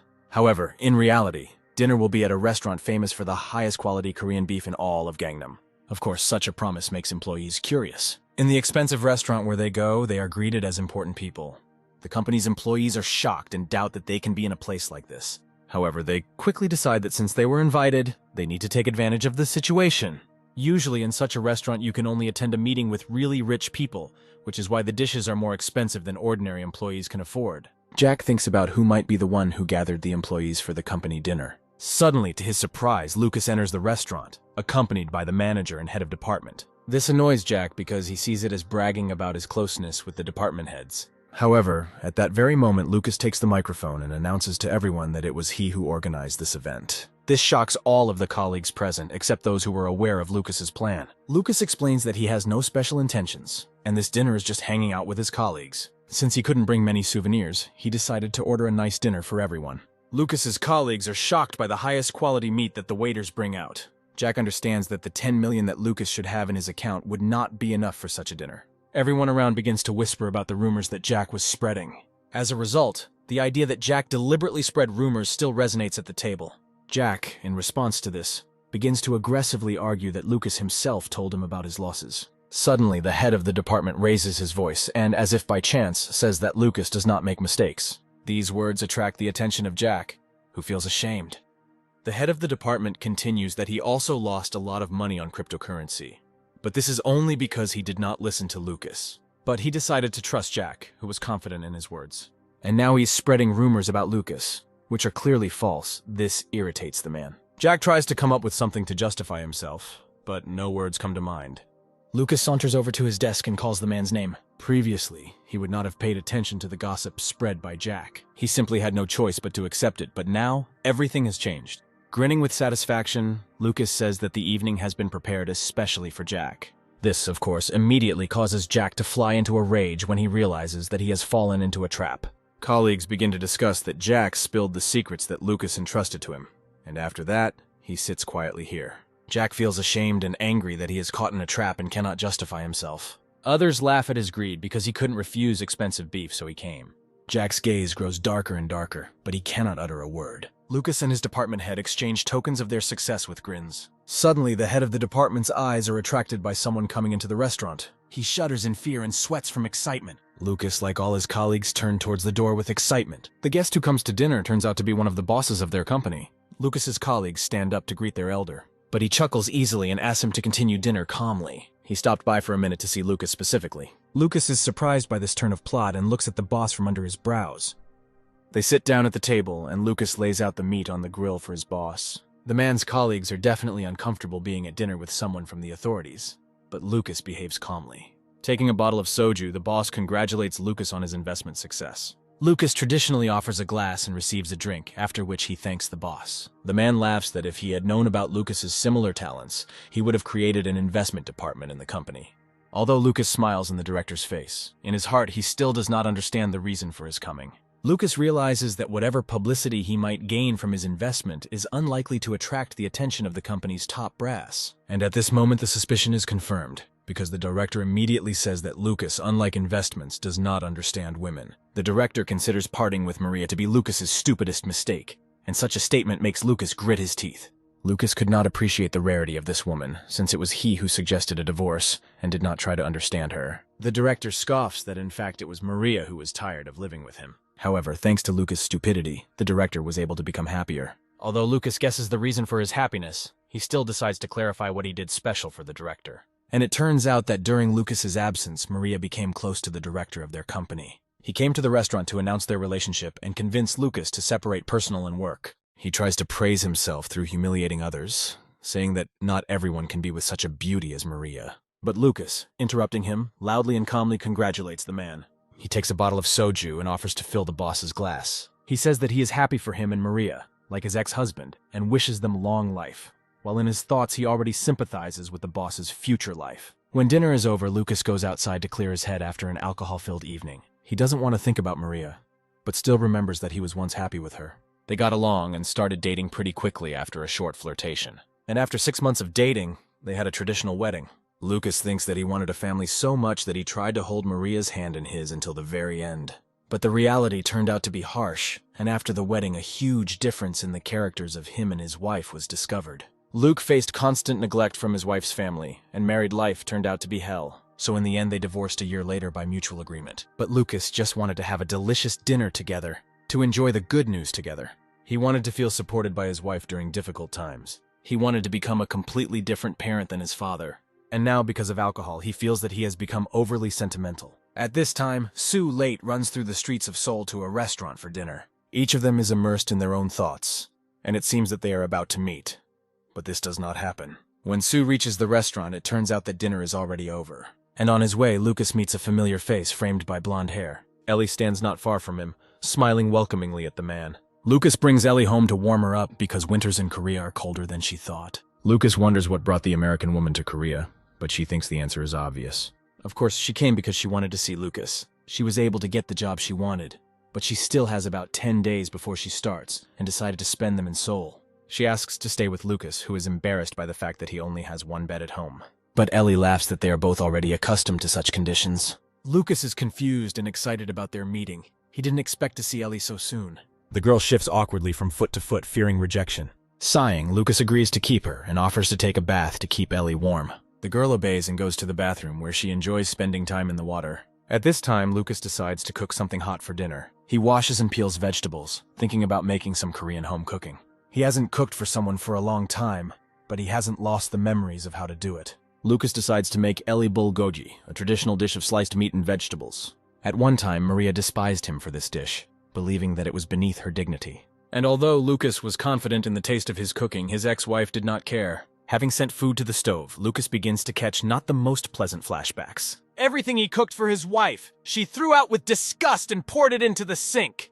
She wanted to eat in rich restaurants, and Lucas could not offer it to her, which made him feel hopeless. Now, for the first time in a long time, he is setting the table for dinner with a woman. Without allowing the man to dive deeper into his thoughts, Ellie hurriedly enters the kitchen. Dressed in a robe, she dries her hair and praises the aroma of the prepared dishes. The girl sits down at the table, assuring that she will gladly eat everything that Lucas has prepared for her. The man gets a little worried when Ellie carefully tastes the food. She puts the spoon with meat and rice in her mouth and freezes for a moment. Lucas looks at Ellie almost without blinking, trying to gauge her reaction. But Ellie is delighted. She loudly praises Lucas's culinary talents and even blushes with pleasure.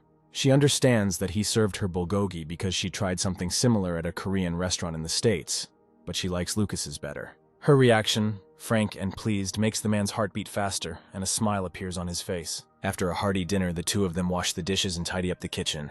Afterwards, they get dressed for bed and go to the bedroom, where they awkwardly stomp around the bed. Finally, they lie down face to face, and Ellie, exhausted from the journey, almost immediately falls asleep. But Lucas cannot sleep. He looks at the girl with tenderness and thinks about Ellie's feelings for him. He's afraid of starting a complicated relationship, but he can't help but notice that she's in love with him.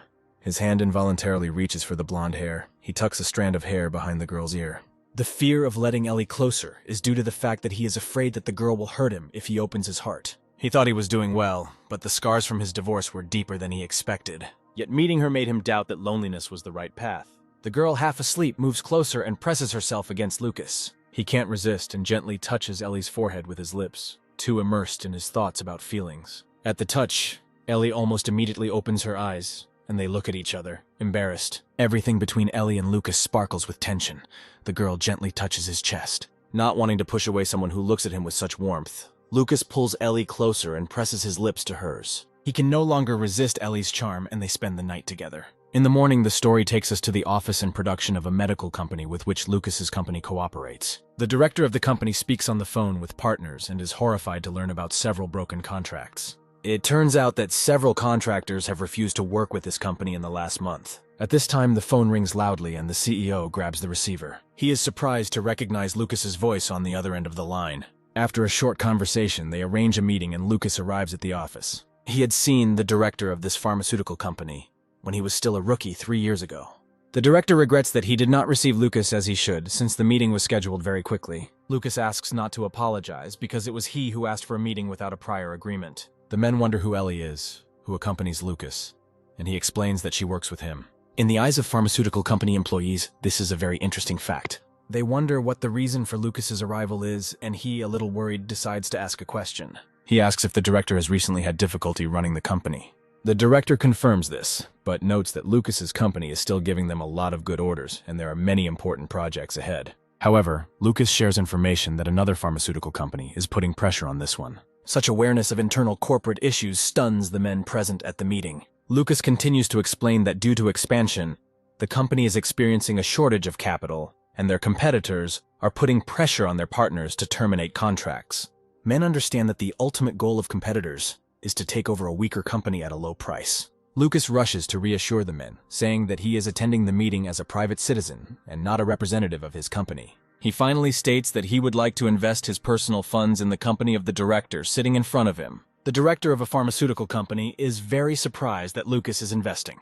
From the very beginning, he was interested in the purpose of his old acquaintance's visit. But despite the fact that he needs money to maintain the company, he refuses Lucas's offer. He is not confident that the company will stay afloat for more than 3 months, and there is a chance that Lucas will not be able to recoup his investment. He suggests that the thousands or millions that Lucas allocated be used for another cause. Lucas only sighs heavily in response to his words. Once again, he is underestimated.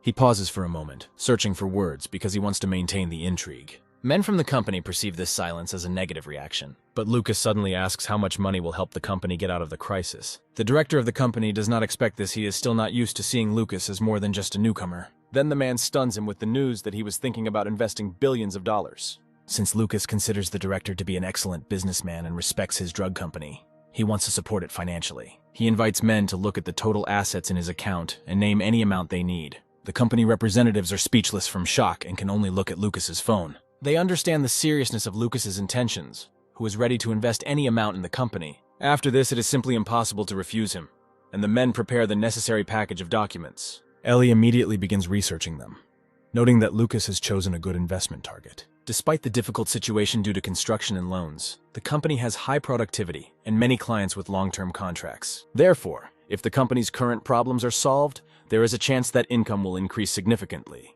The director, listening to the conversation between Ellie and Lucas, which they conducted in English, once again tries to find out what the girl is doing. Then Lucas already fully introduces her as a financial expert working in a large American company. This makes it clear that he was serious from the very beginning.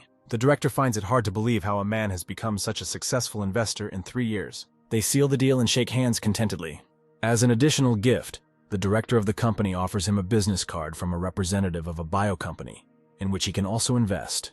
After a business meeting, Lucas and Ellie drive around town in his Ferrari. The girl thanks Lucas for the fact that her first job was evaluating investments worth 40 billion won, and this was a useful experience. But she immediately begins to laugh at her companion, asking about payment for her work. Lucas asks what Ellie would like to receive as a reward for her efforts. The girl suddenly smiles wickedly and says that she has an idea. There is something she has long dreamed of doing with Lucas. So very soon, Lucas finds himself handcuffed to a chair in some basement. Blushing with delight, Ellie invites them to have a lot of fun together. It turns out that the girl brought Lucas to the quest room she read about on the internet. She asks if he thought the escape game was funny, and Lucas says he didn't mind, but the handcuffs confused him. Suddenly, Ellie sighs that she regrets working so far away from Lucas, in another country.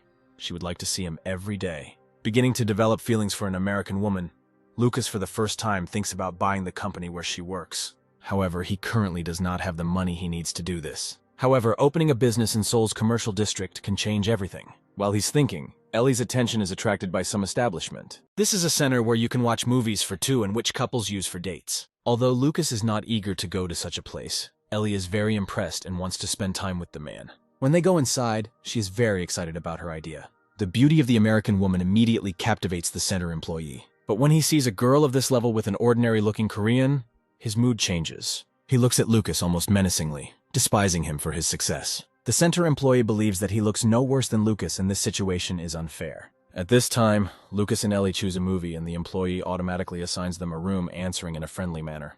Then he mentally kicks himself because he doesn't want to be nice to this couple. Ellie wants to quickly watch the film that interests her, and Lucas supports the girl. An employee of the center comes up with an insidious plan. He decides to wash the floor in front of their room. Then if he hears obscene sounds from the room, he can rush inside. Thus, he will disrupt Lucas and Ellie's date and receive moral satisfaction. But half an hour later, the floor is already polished to a shine like never before, and obscene sounds still cannot be heard. Only a movie can be heard from the room. The man awkwardly looks at the door, not understanding how Lucas can just watch a movie alone with such a girl. Lucas and Ellie are sitting on a special bed, hugging each other, but their attention is really captivated by the film. The film is dedicated to an epidemic that has claimed many lives. The film leaves a difficult impression, and Ellie involuntarily asks the question of how they could live during an epidemic. Lucas replies that there will be numerous casualties and the economy will completely collapse. However, according to Lucas, everything in the film is too exaggerated. After all, there are people who do not lose hope in any situation. and they will be able to unite and defeat the disease. The girl looks at her companion with a satisfied smile.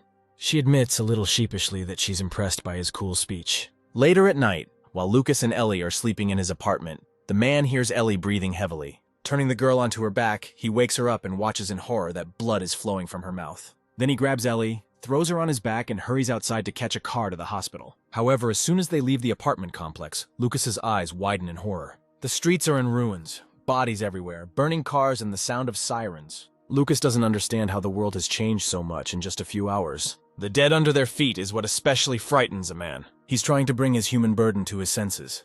Suddenly, barely breathing, Ellie raises her voice and whispers something. When Lucas listens, Ellie starts screaming that everything happened was his fault and turns into a zombie. In a cold sweat, Lucas opens his eyes and is relieved to realize that he was just having a nightmare. He sits up in bed and nervously turns his gaze to Ellie sleeping next to him. Fortunately, she looks completely healthy. She dreams peacefully. Jumping out of bed, Lucas goes to his desk and takes out the business card he received recently.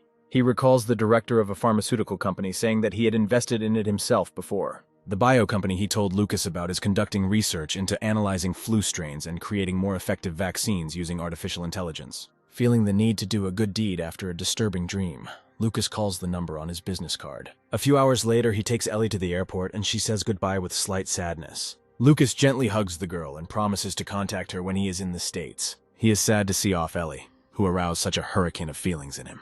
But suddenly he feels his phone vibrating in his trouser pocket. He picks up the phone and is surprised to find his friend Charlie on the other end of the line. Charlie laughs at the fact that Lucas was so scared of the nightmare that he immediately decided to invest in medicine. Lucas is embarrassed by this reaction, so he replies that he only made an appointment to discuss such an investment. Charlie believes that achieving success in developing a vaccine using artificial intelligence will not be easy.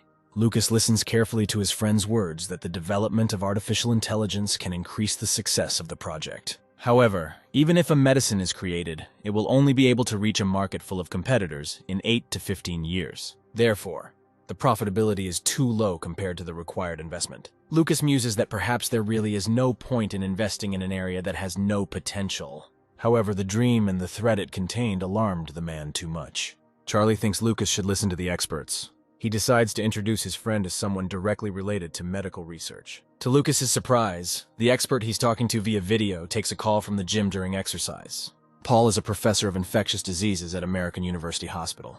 Lucas is a little embarrassed by such an interesting person, but he is also glad to meet him. Paul decides to find out why Lucas needed his consultation. The Korean replies that he is interested in developing vaccines using artificial intelligence. Paul notes that this is a very interesting and relevant question for scientists. In fact, artificial intelligence is already being used in medicine and drug development and genetic analysis. Productivity is still insufficient, but large companies are interested in the early success of this technology. Lucas is surprised that artificial intelligence is already in use and there are strong competitors in the market. The situation turns out to be more complicated than Lucas imagined. Paul, after listening to Lucas's story, suddenly remembers a friend.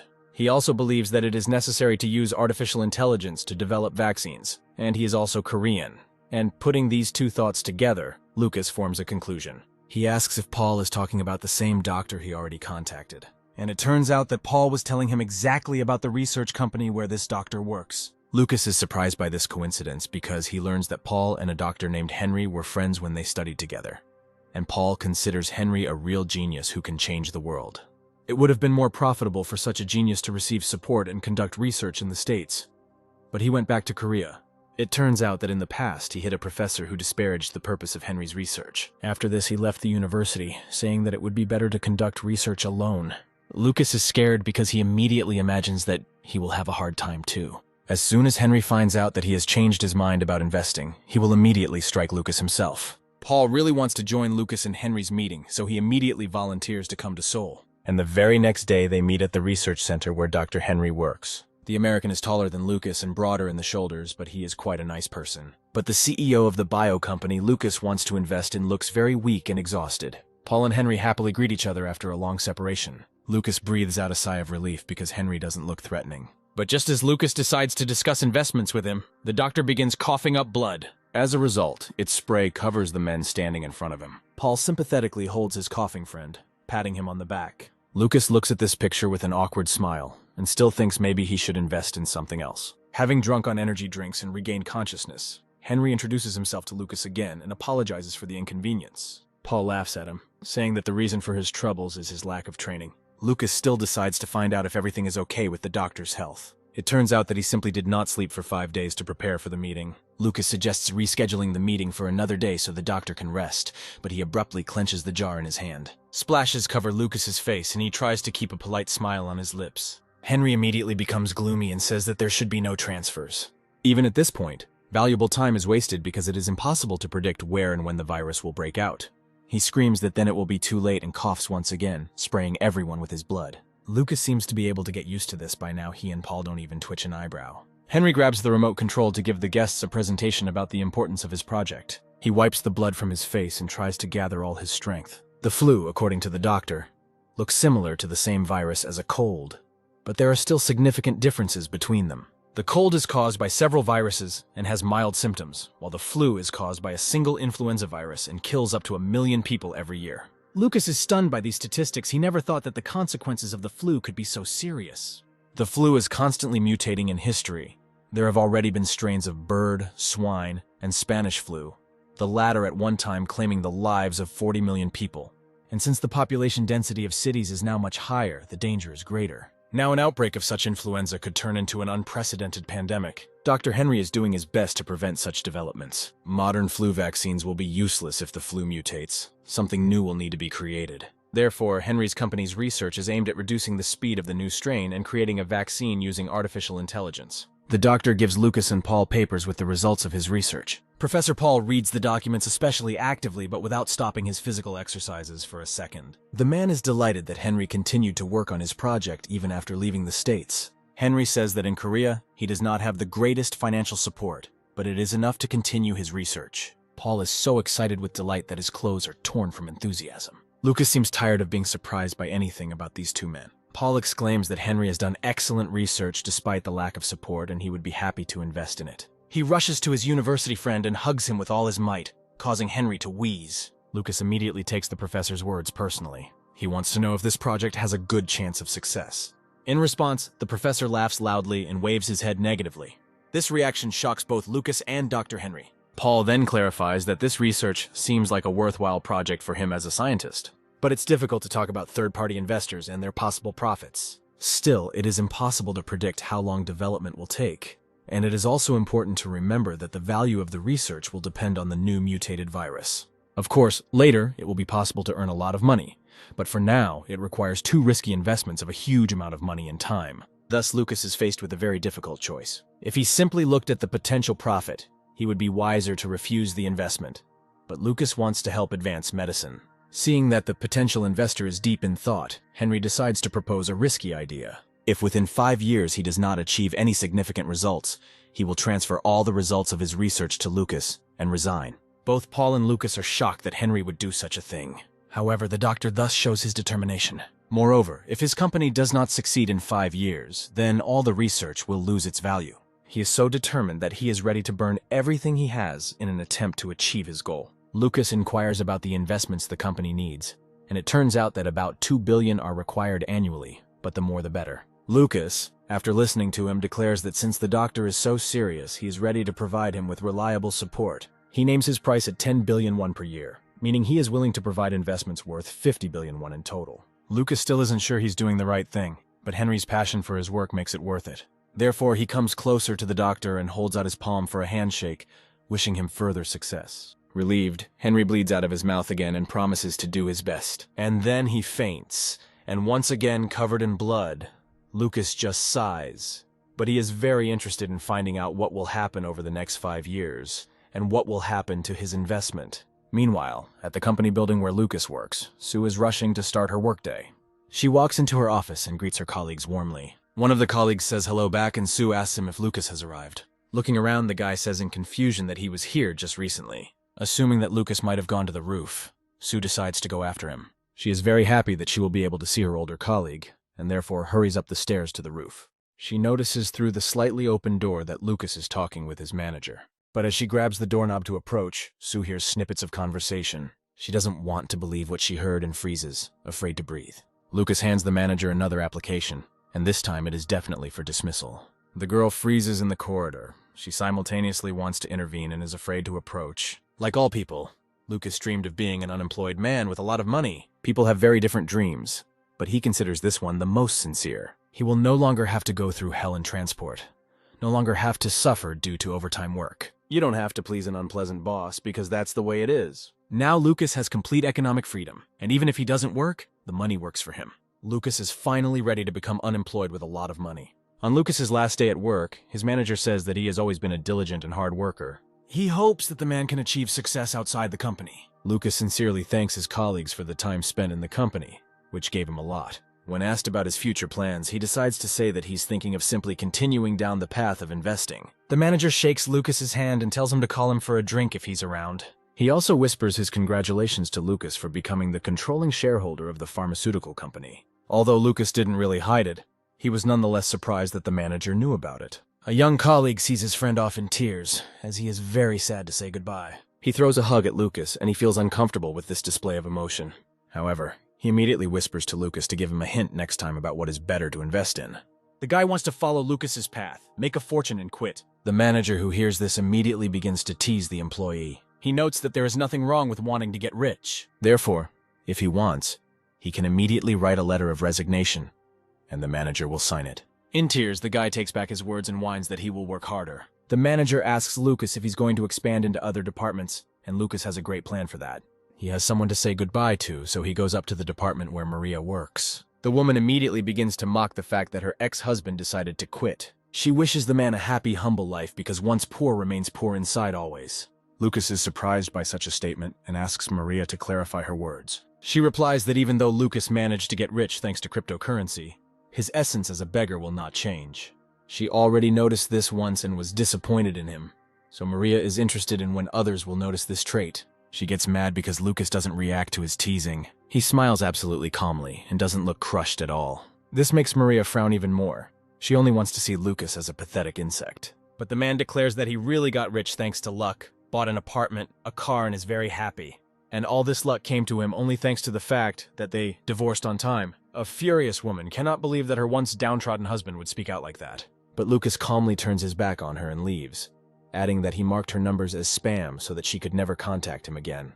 He doesn't pay attention to his ex's screams and curses, but the fact that he didn't say goodbye to Sue upsets Lucas. Lucas is not blind and has long guessed about the girl's feelings. He is grateful to her for finding something in him even when he was a poor man with low self-esteem. But now that he has Ellie, Lucas can't accept Sue's feelings, so he wanted to say goodbye to her carefully. But maybe it will be better if she just forgets him over time. At this time, Sue is hiding from Lucas in the same office, afraid of catching the man's eyes. Dan approaches Sue and says that she still has time to confess to Lucas. He assures that a girl cannot achieve more if she's afraid to even come up to say hello. However, Sue, feeling heartbroken, says that if Lucas is happy, then she will be happy. At this time, Lucas goes down the elevator, scrolling through many thoughts in his head. So much has happened to him lately that it's impossible to remember everything. Despite the fact that his father exploited him all his life, it was he who, by some miracle, gave Lucas the first $25 billion. Lucas believed that after the divorce he would not be able to have a relationship at all, but Ellie and other people appeared in his life and showed him sympathy. And although the man is a little sorry to leave the company where he liked to work, he had a great future ahead of him. Lucas takes a step towards this future and leaves the company where he has worked for the past 3 years. He is excited and looking forward to new adventures. And soon, unfortunately, life all over the world is facing a great tragedy. Field hospitals are being organized everywhere. The world is engulfed by a global pandemic of a new virus unknown to science. After some time, we again find ourselves on the investment bulletin board. Participants in investment chats are actively discussing where to invest money. In cryptocurrency, stocks, or real estate. However, here comes a participant who used to actively promote his goes under the nickname 10 million won. It turns out to be Jack, who bullied Lucas at work. Now the man is his devoted fan and has repented of everything. The chat participants agree that Lucas's life should now be simply fabulous, and they are not far from the truth. He moved to a new house, even more luxurious than the previous one. So much so that Lucas now has a security staff of many armed men and a personal swimming pool. And the man's popularity was the reason that a journalist came to visit him for an interview. After receiving praise for his new home, Lucas happily replies that he bought it for when he stays in Korea. This perfectly emphasizes that Lucas is among the 10 richest people in Korea. And this despite the fact that he is only 32 years old, which is quite a small age for all his achievements. The man stands confidently in front of the camera, dressed in an expensive suit, and smiles softly. He has already settled well in a luxurious environment. He's used to expensive cars and travel. Now being on the covers of magazines doesn't surprise him much. But he still wants to show off the magazine to Ellie. Lucas writes her messages saying that he will soon come to the States and wants to see her. However, the man does not receive an answer and this makes him worry. This causes Alice, the new secretary and security guard, to call his name several times to get his attention. Lucas apologizes for not paying attention and this time listens seriously to her report on the growth of assets and profits. All this leads to the fact that Lucas will soon become one of the richest people in the world. Lucas feels fed up and lacks inspiration. He wants something new and breakthrough. Just in time, Alice tells him that there is a message from Dr. Henry. In it, a man reports that there are signs of an upcoming pandemic of a dangerous virus. Although the place of origin is difficult to determine, the infection has spread to many countries. Lucas regrets that an epidemic could happen, although he has invested in the health sector. Therefore, the man decides to help solve Henry's problems and build additional housing for his employees. Although they rented a large bus to transport laboratory staff, Lucas believes such measures are not enough. Therefore, he proposes to act more radically and improve their lives, since they have the opportunity. Still, these are people who work even at night, and it is inconvenient for them to live away from the laboratory. So Lucas decides it would be in his best interest to build a new building. To implement his idea, he turns to an old friend, Chloe, whom he met on the plane. For a business meeting, they go to a classic soul bar. The girl is sulking at Lucas because he asked for a meeting for work. He wants one of her company's divisions to help carry out the construction work, while Chloe herself hoped that the man she met 2 years ago asked her out on a date. Lucas says that he could not contact the girl because he was always busy investing or traveling. Chloe is surprised that Lucas has a personal bodyguard, a big black man. Lucas explains that he hired him while traveling so that he would not be killed for 100 euros. The girl sighs but agrees to do construction, but she has conditions, and one of them is the shares of Chris's company which Lucas bought. Yet Chloe's car company is showing great interest in autonomous driving. Lucas calmly agrees with these conditions, not seeing too much damage to himself. But Chloe's second condition causes him much more emotion. The embarrassed girl hides her face as if she is afraid to say what is on her mind. But having decided, she says that she wants to get really drunk with Lucas. At this time, an important conversation takes place in the company owned by her father. The chairman's secretary informs him that Chloe, despite being late in the evening, has still not returned home. Chloe's father is not surprised by her absence, because he himself is a workaholic. However, the secretary reports that the girl is on a date with a man. This makes Chloe's father furious because he can't imagine what kind of man would be worthy of his daughter. But his daughter spends her time very actively and drinks bottle after bottle with Lucas. She persuades Lucas to drink more, but the man knows how to stop in time. Lucas looks at this behavior, sweating nervously. He did not expect this from a rich heiress. He hands Chloe into the hands of her employees, who promise to take Chloe home. At this time, he himself gets into his car and leaves the meeting place. As soon as Lucas is far away, Chloe instantly comes to her senses, as if she had never drunk at all. It turns out that she learned from YouTube that if you pretend to be drunk, a man will immediately attack you, and she decided to use it. However, she decides that he was embarrassed because of her beauty, and there is no hurry. Chloe confidently declares that there is no man who would not fall in love with her. At the company office, her father is impatiently waiting for the girl, and a negative aura thickens around the man. Chloe asks her father not to make a mountain out of a molehill, convincing him that the meeting was a business one. First of all, Chloe wanted to buy back shares of one of his American companies from Lucas. The father is pleased that Chloe saw the meeting not as romance, but as business. However, she openly admits that she has been in love with Lucas for a long time, which shocks the chairman. Chloe doesn't care that Lucas is divorced because she doesn't see anything special about couples dating and breaking up. And she does not intend to listen to any of her father's dissatisfaction with her lover's candidacy. The father whines that he introduced Chloe to good boys, but she rejected them all, and Chloe replies that they were useless heirs to conglomerates. Chloe prefers to listen to her intuition, and it tells her that Lucas is a special person. She is confident that Lucas can bring a real wind of change. The next day, Lucas goes to the bio company and meets Paul there, who rushes at him with a hug. Suddenly, Professor Paul is confronted with the sharp gaze of security guard Lucas. Lucas' security guard receives an equally appraising look from Professor Paul. As a result, a spark slips between the pumped-up men, and they begin to compare muscles and agree to go to the gym together. Hanging with the remnants of clothes that the men tore off while showing off, Lucas sighs quietly. Lucas asks the professor about Dr. Henry's health and learns that he worked all night and passed out. The current situation with the pandemic turns out to be, according to the professor, very bad. In just a month after the outbreak, the virus spread to the USA, Europe, China, Japan, and the number of new infections exceeded 25,000 per day. The number of deaths is enormous. Paul asks Lucas for more computer power to run artificial intelligence. Such an increase in capacity can help quickly find a solution to both the virus and the necessary vaccine. At home, Lucas ponders the results of his visit to the bio company and his possible steps. He sighs heavily, trying to figure out how to increase the power for artificial intelligence. One of Lucas's ideas is to build a building to house a computer center, and he is also thinking about using foreign cloud services. But he is not confident in the success of these ideas, so he decides to distract himself with computer games.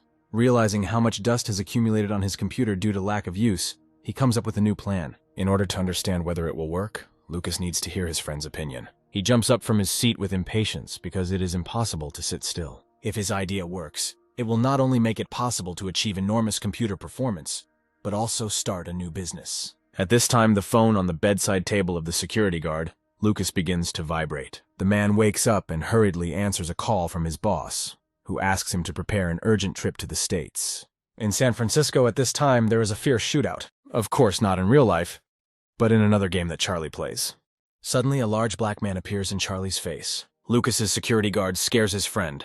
Charlie jumps up and threatens to call the police. And then he realizes that he is surrounded by a lot of strangers. Suddenly, from behind the men, Charlie hears a familiar voice. Lucas apologizes to his friend for the intrusion because they called and knocked, but Charlie did not hear and they had to enter. Once the misunderstanding is resolved, Charlie admires Lucas's personal bodyguards. But not wanting to delay too long, Lucas decides to ask his friend how he feels about cartoons about superheroes, because Lucas has a desire to save the world together and become some kind of heroes. Right now, the world is in great danger, and men have a plan to save it. Charlie doesn't understand what the coin that his friend is twirling in his fingers has to do with it. Lucas proposes to create his own cryptocurrency to solve pressing problems. He laughs when a friend suggests he get treatment for his digital addiction. Indeed, in fact, his idea has great potential for implementation. Lucas explains to Charlie, who does not understand logic, what his plan is. The creation of a cryptocurrency is necessary for the development of a vaccine, since the performance of artificial intelligence is insufficient. Using blockchain technology, the system resources of computers that applied for mining will be used, and in return people will receive a new cryptocurrency. The use of unspent power by artificial intelligence can be of great help in developing a vaccine against a new virus. Lucas also guarantees a minimum exchange price for coins, which will allow people to offset their electricity bill and earn a little money. Charlie doubts that such an idea can be profitable, but it can definitely save the world. He is very impressed with Lucas's plan and wants to have fun taking part in it. Lucas also plans to try his hand at the entertainment content niche. They are considering making a movie or drama with their favorite actors. Charlie is delighted and asks to trust him with the work, because he will not let you down and will complete all the tasks assigned to him. They decide to first assemble a team that will help them implement a project to create a cryptocurrency. Since they plan to pay them the best salary in the industry, Lucas asks his friend to choose his people more carefully. However, Charlie teaches him that real heroes are not driven by money. They act by the call of their hearts. He places an announcement about creating a team on a forum where the strongest representatives of the computer industry gather and offer to fulfill any desires in terms of merch. The responses begin pouring in at lightning speed, and Lucas is shocked at how interested everyone is in his project. Charlie laughs that this is the power of otakus, and he's not surprised that people are interested in the project. After some time, Lucas and Charlie open an office where the IT specialists they hired can work. Lucas meets a new employee at the entrance who looks at him with interest and introduces himself to her. The girl is awkwardly silent, actively looking and blowing a bubblegum bubble. And then he writes in a general chat with colleagues that their boss is handsome and they need to be careful. This behavior confuses Lucas, but he is not annoyed because he begins to get used to the manners of such extraordinary personalities. He decides for himself that all programmers have their quirks, but this is not bad at all. Despite the fact that he and Charlie have prepared the latest computers and workrooms, no one uses them. Everyone sits where they are comfortable with their laptops. Lucas approaches Charlie to get the interim report. Things are going well, and Charlie devotes a lot of time to their project, taking time away from his work. But there is one person whom Charlie wants to introduce to his friend. This brilliant programmer's name is Eddie. He sits separately from everyone else. He makes no mistakes when writing code and always puts his soul into his work. Therefore, Charlie confidently considers him the heart of their entire project. And he would like Lucas and Eddie to find a common language. But Charlie is also interested in what name Lucas came up with for their new coin. Lucas calls their creation the original coin, which surprises his friend. But in a man's understanding, the source coin is a coin that can become the source of anything. While Lucas was in the States developing his cryptocurrency, things were tense in his last campaign. During breaks, employees actively discussed the appointment of Maria, Lucas's ex-wife, as head of the department, bypassing the candidate everyone likes. This is definitely personnel corruption, since Maria is in a relationship with a senior manager whom she chose to disadvantage Lucas. Maria's subordinates doubt that she will make a good department head, since her experience and skills are insufficient. Maria witnesses their conversation and harshly reprimands the girls for gossiping during the working day. In her opinion, if one of them is not satisfied with working under her leadership, they can submit a letter of resignation, or follow the previous head of the department to a city far from Seoul. The girls hastily apologize to Maria and rush to leave the break room. Lucas's ex-wife repeats her new position out loud. She is pleased with the power she gives her over people. Then the woman's attention is drawn to a magazine with Lucas on the cover lying on the table. She irritably grabs it and throws it in the nearest trash can. As she walks down the hallway of the company, she reflects on the opportunity she lost when she lost Lucas. Now her new admirer has an annual salary of about 100 million won and his parents have a nice house. And since he is a millionaire, a bright streak must begin in her life. Once again cursing her ex-husband, she swears that she will live a happier life than him. Her swearing while mentioning Lucas's name attracts the attention of a passing girl. She turns out to be Sue, who has changed her appearance but has not forgotten her lover. At this time, in the office of the American company Lucas, employees are working very actively. A film crew from the entertainment company the man created watches Lucas play. They film a story about their creator, but Lucas loses over and over again. However, the production team believes that this makes Lucas more human. Lucas sweats uncomfortably from all the attention captured on film. He doesn't understand how he signed up for the filming of this video, which has been going on for several days now. The entertainment company he created has not yet brought in much profit. The appointed director complains that they have no content at all. Although Lucas collected outstanding talents, created good conditions, and allocated huge funds. However, still no interesting ideas and good results. The staff tries to reason with him, noting that the worsening coronavirus problem is making filming difficult. But the director doesn't want to hear reasonable arguments. He wants to do something cool. Then one of the agency employees, the youngest, takes the floor. She is cynical, makes jokes at her boss's expense in response to his nagging, and also has a good idea. This girl is a screenwriter, and she offers to make a documentary about Lucas. She is confident that such content can be popular with viewers. Their company does not yet have a flagship product. Its CEO is already quite popular. His story is full of provocative material from divorce to sudden wealth. Therefore, the company decides to use its own director in the person of Lucas to promote the company. And now they are breaking into a man's private life, including filming his not the strongest side. The CEO periodically runs away from excessive attention. However, Lucas started this business himself, so he understands the possible benefits. Lucas is pleased with how the company is developing. Even the number of employees has more than doubled. The Source Coin project is also developing steadily, and this affects the psychological climate of the company. But Lucas still can't get along with the brilliant programmer Eddie. He once again approaches him to express his joy at the fact that the guy is actively using the game room. However, Eddie immediately sets strict boundaries and asks not to distract himself during the rest, and says that he came at Charlie's call and he does not obey Lucas at all. Eddie's armor is thicker than Lucas thought, but he still wants to take Charlie's advice and make friends with this strange guy. Lucas apologizes for disturbing him and places a folded piece of paper in front of Eddie. Mistaking it for a check and Lucas's gesture for an attempt at bribery, Eddie becomes furious. He swears that Lucas is trying to buy his favor with money and threatens that he wants to leave. With contempt, he spits out that talk of saving the world is a lie, and everything again comes down to money. In response to this, Lucas grins widely, not understanding what money has to do with it. The folded paper contains something much more valuable, and he invites Eddie to see for himself. The envelope contains a photo of a very beautiful female idol. This leaves Eddie completely speechless and breathless, and he freezes in place. Jennifer is Eddie's favorite performer, and such a gift makes the guy clutch his heart and fall to his knees, which scares Lucas. Eddie doesn't understand how Lucas managed to get such an incredibly rare autograph card. But Lucas has a small media company in Seoul that helped him with this. Feeling his power, Lucas replies that since Eddie likes this performer so much, he can give him tickets to her concert if he can get them by chance. He leans over to Eddie, holding out his hand so the guy can get up. And after this sentence, in the eyes of the programmer, Lucas becomes almost a saint. Thus, Eddie's hiring for a permanent job was completed successfully. Yet Charlie's advice, which was to use the otaku's favorites to seduce them, turned out to be correct. But before Lucas has time to come to his senses, his phone starts ringing. Dr. Henry calls and reports on the research results. Lucas wants to know what the current situation is with the coronavirus. Unfortunately, Dr. Lucas cannot give good news.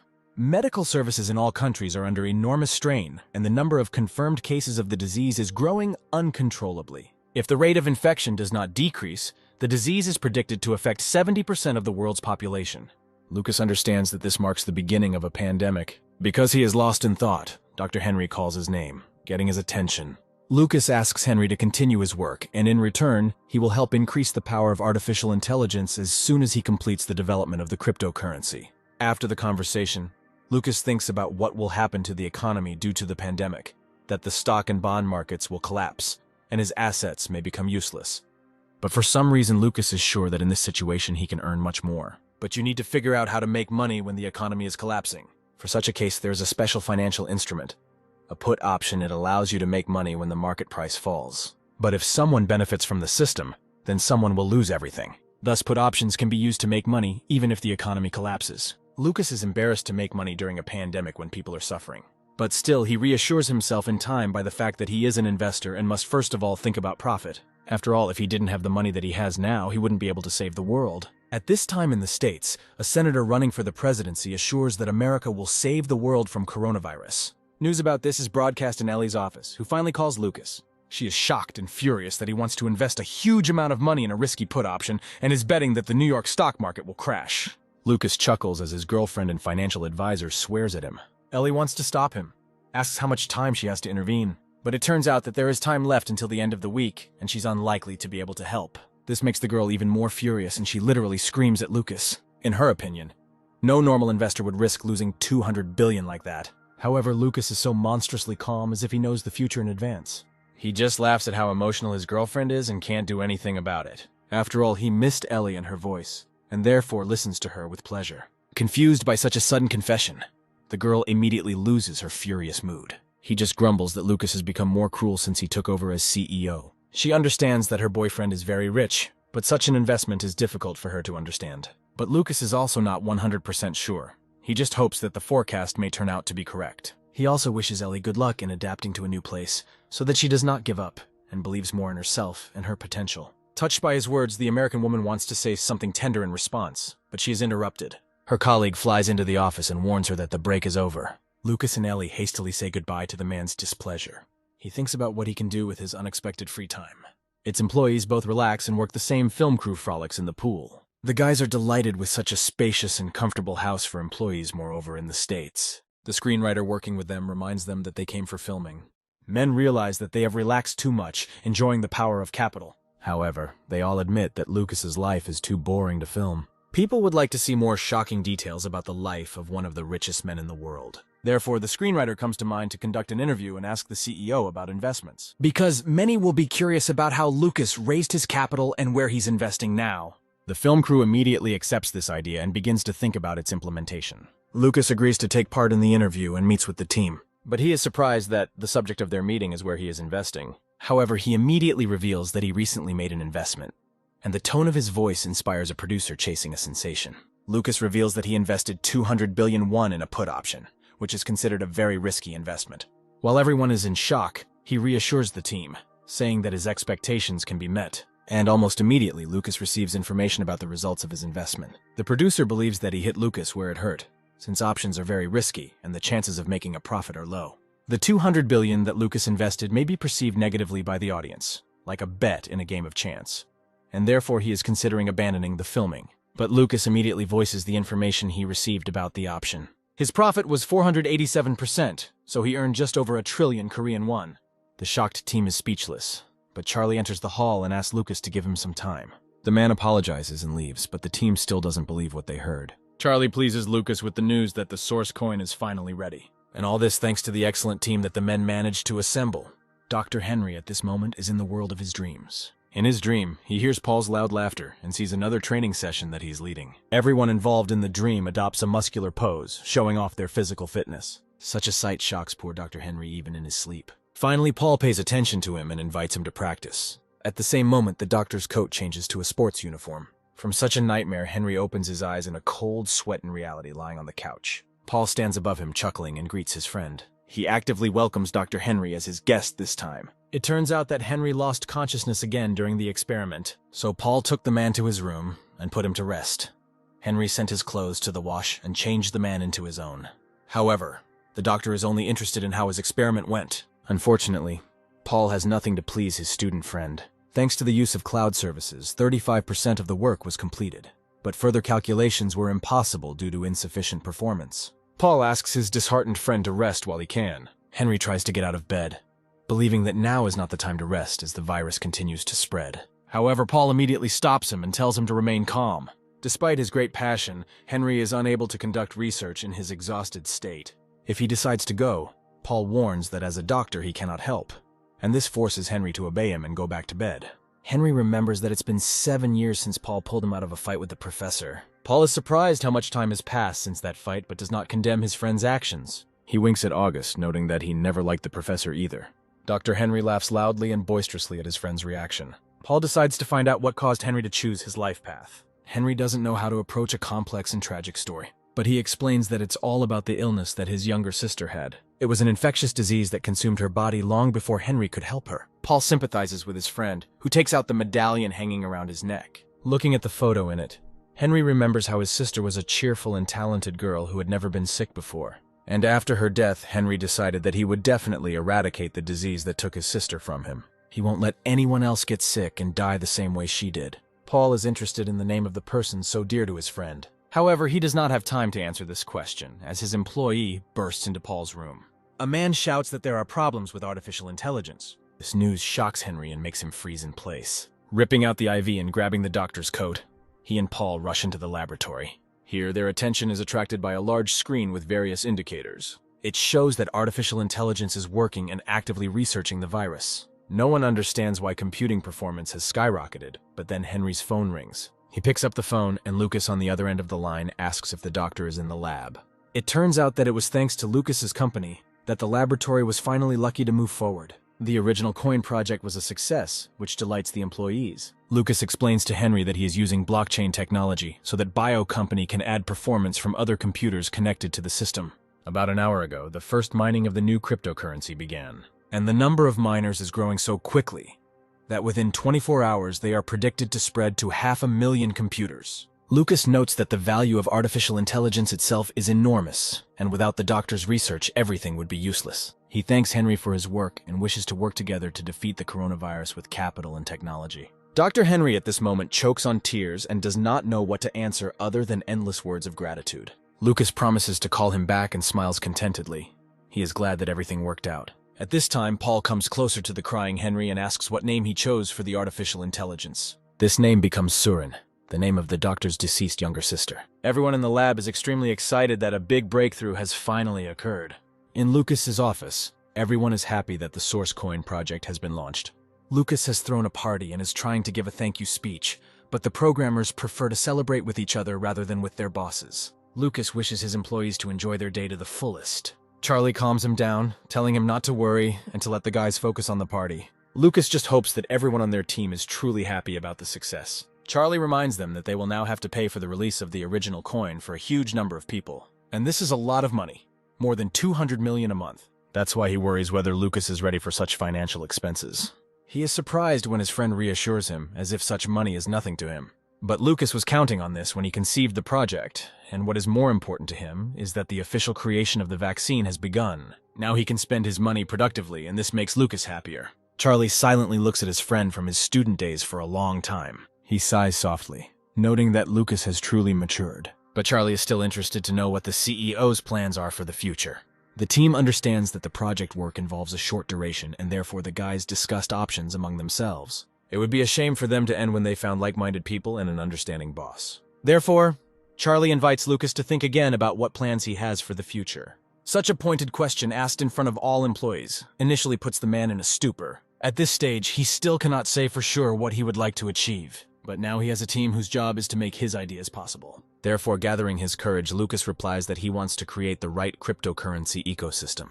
There are now many negative images associated with coins, such as speculation and fraud, and he wants to improve their reputation. By guaranteeing the minimum cost of the original coin, Lucas wants to ensure that it can be used in a variety of areas and make it as valuable as real virtual currency. Lucas thinks that the idea he spoke out loud for the first time really excites him. The team remains silent, listening to him, and Lucas is embarrassed by the lack of reaction from her. He immediately begins to think that he said something stupid and that they will not support him. Even Eddie and the programmer girl who likes him are watching him closely.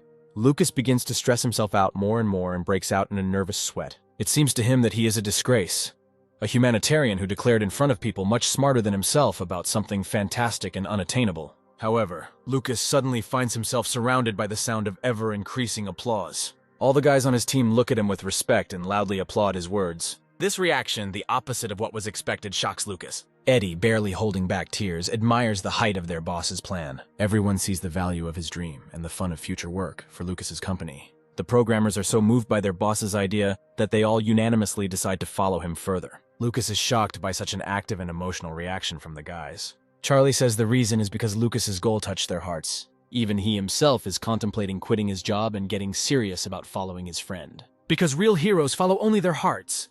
Lucas is happy that he will be able to continue working next to his friend. He immediately appoints Charlie as vice president of the company and asks him to take care of him in the future. After this conversation, Lucas formed the team's organizational structure and founded his own company in San Francisco to operate full-time. So they seriously invested in maintaining the reputation of the cryptocurrency, and even created a special shopping center where they could pay for goods with original coins. You could use the original coin to buy games and various merch associated with them. So Lucas created an environment in which coins can be used for different purposes, and after a few months, the number of miners exceeded 1.5 million. Thanks to the team's efforts, Lucas's company became the largest company in San Francisco in less than 6 months. The speech about the future of the company, which was recorded by the film crew, was uploaded to video hosting and became very popular. The company's growth has attracted the attention of financial market analysts, so one of them chose Lucas's company to realize his plans. Perhaps he figured dealing with Lucas would be a piece of cake. Therefore, he decides to visit Lucas's company and makes an appointment. At this time, in the company of Lucas, during a break, the employees are discussing whether their company is strange. When many people stop their activities due to coronavirus, it not only makes money, but also expands.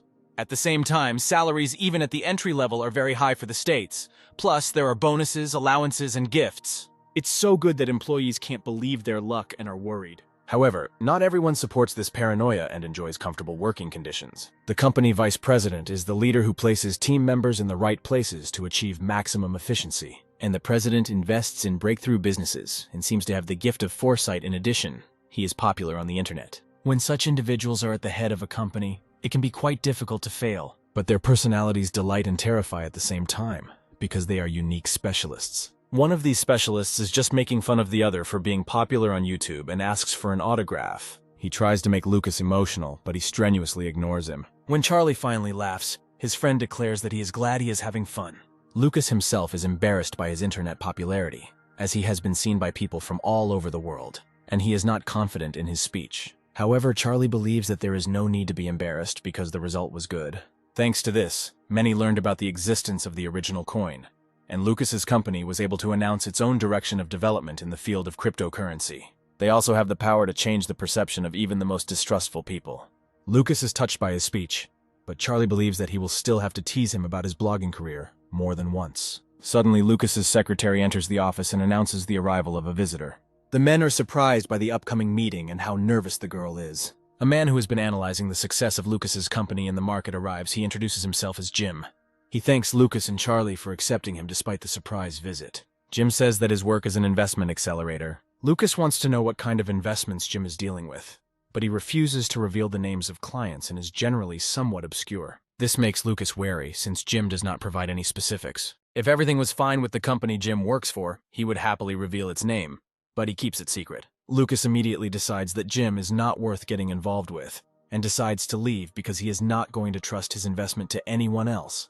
However, Jim immediately begins to seduce Lucas with sums of tens of billions of dollars, which Lucas could lose if he turns down his offer. Having tensed, Lucas nevertheless decides to listen to what his guest wants from him. He acts very confidently, as if Lucas really needs his services. He begins to explain the increasing value of cryptocurrency, since the amount of capital moved using coins cannot be estimated. However, it's even better to have full access to this capital, because this will help bring fabulous profits to those who take the risk. Picking up the conversation, Lucas asks if the man is sure this is possible, and he explains that you just need to increase the price of the original coin. Since public trust in the original coins is very high, he wants to exploit this and issue 10 billion of these coins. After that, use the press and connections to inflate prices, and by selling them on the stock exchange, easily earn hundreds of billions of dollars. This scheme infuriates Charlie and Lucas because it seems very familiar. Lucas and Charlie take one look at each other to realize that they are thinking about the same thing. They realize that it was Jim who was the criminal who illegally controlled the flow of cryptocurrency and orchestrated its decline and rise.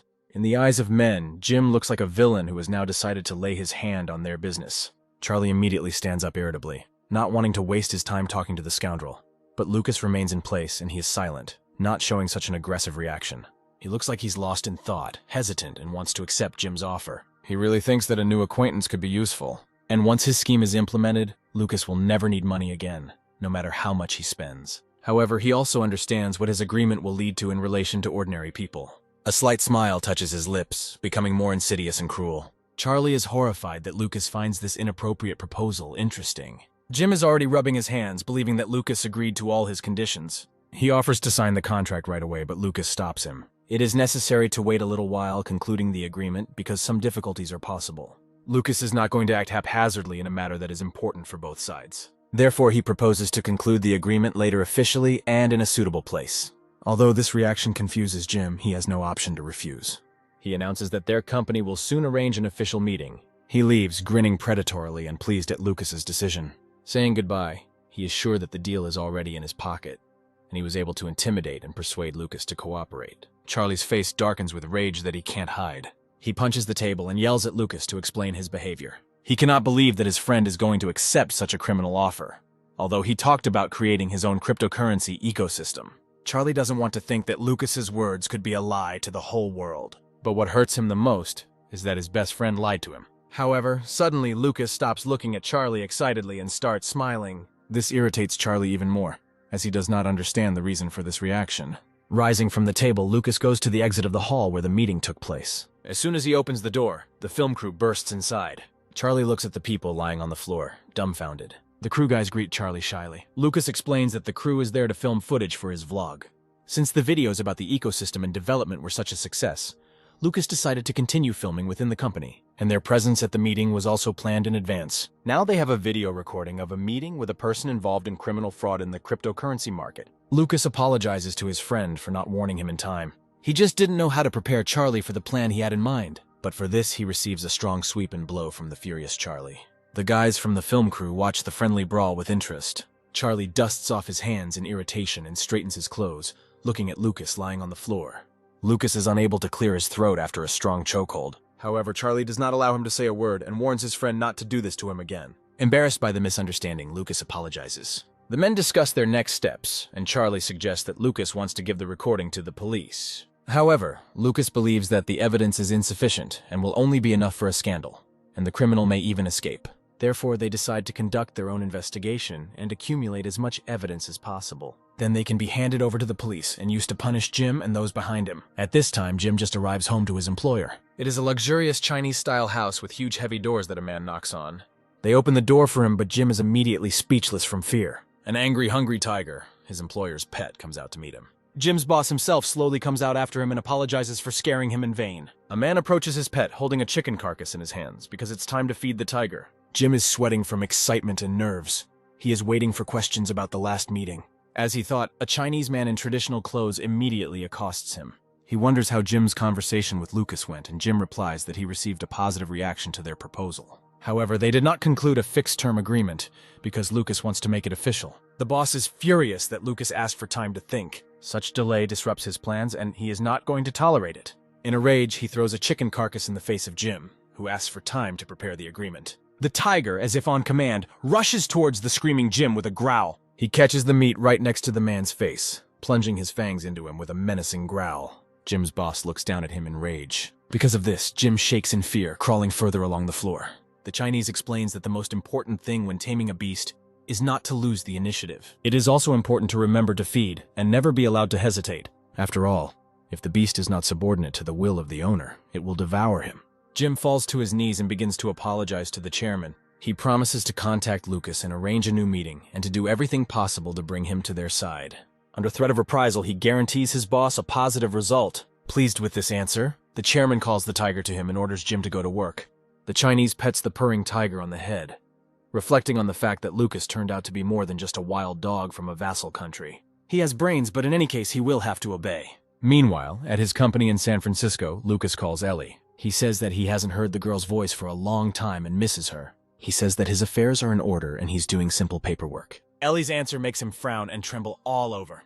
Upon learning that Ellie is at home in New York, the man makes a decision. He leaves the office and hurries with his guards to the car. He brings Lucas and his companions to the airport, and soon the man flies to Ellie. A few hours later, a surprised Ellie opens the door for Lucas. A man stands surrounded by a large number of boxes with gifts that he brought for a girl. He He smiles contentedly, happy that he managed to surprise Ellie. Already in the apartment, he arranges boxes while Ellie sits on the bed and watches him.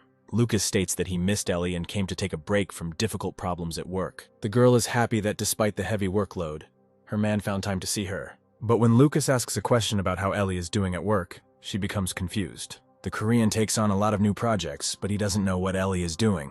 The girl immediately falls out of bed onto the floor in absolute despondency. She is sure that she will be demoted from management to a stone or a piece of chewing gum. On one of her transactions, the loss amounted to 0.01% and she is very worried. Such a reason plunges Lucas into complete bewilderment. He doesn't understand whether such a loss is worth taking seriously at this level, but he thinks this might mean Ellie is very professional about her job. Deciding to somehow cheer up his girlfriend, Lucas smiles and calls her, attracting her attention. The tear-stained American woman, sniffling, looks back at him. Lucas asks if there is anything Ellie would like to do. He is ready to support her in any idea that she has in mind. When asked a provocative question about whether Lucas likes cats, the man doesn't know what to answer. He watches with interest as Ellie crawls under the covers, and then with funny sounds, he digs under it as if putting something on. Finally showing up, Ellie shows off her cute cat ears and meows. This provokes an active reaction from Lucas, and he excitedly says that he will not only pet her this evening.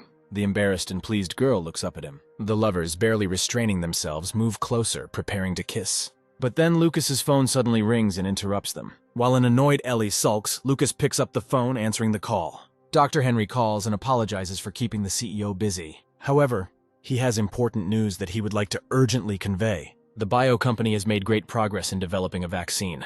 Although clinical trials have yet to be completed in the United States, the vaccine has a 90% immune effect. Joyful Lucas excitedly thanked the doctor for his work. When the call ends, Ellie gets Lucas's attention again. There is no longer any point in holding back, and the couple spends the night together. Lucas can't sleep. He thinks about the destruction of the economies of many countries and the human losses due to the coronavirus. However, the situation can be reversed if a vaccine against coronavirus becomes available. Then the market may return to growth again, which means we need to come up with something in advance. Ellie wakes up and Lucas apologizes for waking her up with his sighs and fidgeting. But then he asks the girl to help him create a portfolio to buy new shares. Ellie asks how much the man wants to buy for, and is speechless when Lucas says $12 billion. Lucas sincerely asks the girl for help because he needs her abilities. The lovers move to the kitchen, where they continue to discuss Lucas's plan. Ellie is shocked that Lucas is asking her to handle amounts like $12 billion in stocks and $500 million in call options. Lucas doesn't understand why the girl is so angry about his idea. Ellie bites her lip angrily and slams her palm on the table, asking if Lucas thinks her job is funny. The man does not understand what could be causing such a violent reaction. Ellie crosses her arms and says that she knows full well that Lucas is a rich and successful investor. However, buying stocks and call options during a recession seems crazy and a gamble.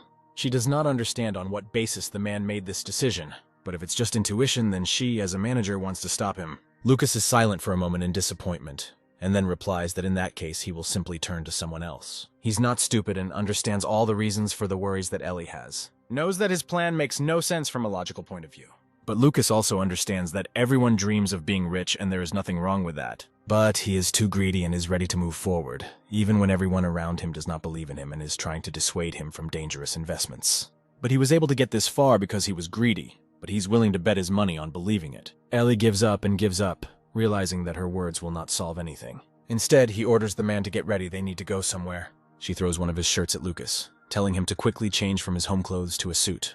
She herself also begins to prepare to leave, rummaging through the racks of clothes. And when Lucas asks about the place where they are going, he answers that it is to her American company. Lucas and Ellie take a taxi between them and arrive on Wall Street to the building where Ellie works. A man looks around in shock at a skyscraper made of glass and concrete, which is one of the most famous buildings in New York. He admits that the building looks very grand in person. Ellie tells the man to follow her and confidently walks inside. The reason why Ellie asked Lucas to come to her company is because of his portfolio, the amount of which is so large that she cannot make a decision on her own. Lucas doubts that they will be able to meet someone influential, but Ellie reassures the man. Wall Street calls him the man who built an incredible company. At the same time, using only his own capital and earning huge money in the worst market conditions. So if desired, even the president of the board will be ready to meet with him at any time. And so it happens.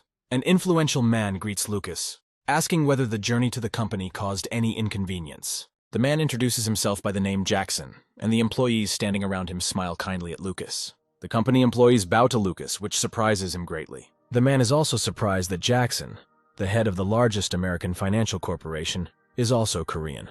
Jackson laughs that when he learned about Lucas's visit, he couldn't help but go see him in person. They take Lucas to a comfortable office for breakfast. Lucas enjoys drinking hot tea in interesting company. He praises the aroma of the drink, and Jackson says that the tea is brewed from leaves of the highest quality. Without delaying, Jackson notes that he heard about Lucas's idea from Ellie, but decides to confirm the accuracy of the information received.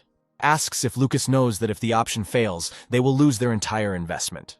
Having received positive answers to all his questions, Jackson nods contentedly.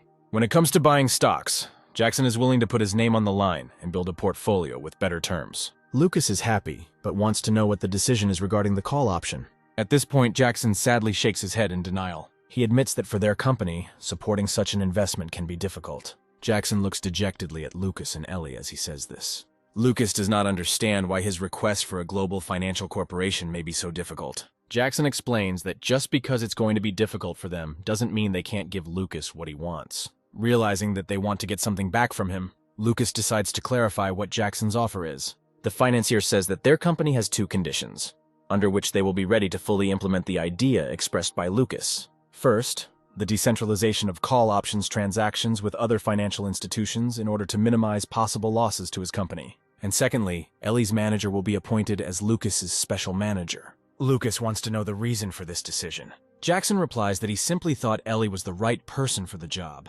and it was only natural to assign important tasks to the best employees. Lucas cannot understand whether the company found out that he and Ellie are lovers. His relationship with the American woman may be revealed during their work, and Lucas worries about how this will affect his girlfriend. But Ellie agrees to become his personal manager if Lucas trusts her. Lucas has mixed feelings. He is both touched and worried about her decision. Jackson nods contentedly, looking at the situation unfolding in front of him. He offers to draw up a portfolio if they both agree to the stated conditions. After a business meeting, Lucas and Ellie go out to the park together for a walk. Lucas twirls the pen in his fingers, given by the head of the American company in honor of the deal. Now he has good connections and great opportunities in the States, and Lucas is looking forward to the future to see how it turns out. Suddenly, Ellie, walking a little behind, turns to her lover. He turns to the girl who wants to tell him something. There is a strange confidence and determination in Ellie's eyes. It can't help but be alarming. This makes Lucas tense up and think that something bad has happened. They stand in the middle of the park, under the leaves falling from the wind, and both of them are anxious in their hearts. A few hours later, Lucas, full of negative emotions, enters home where Charlie meets him.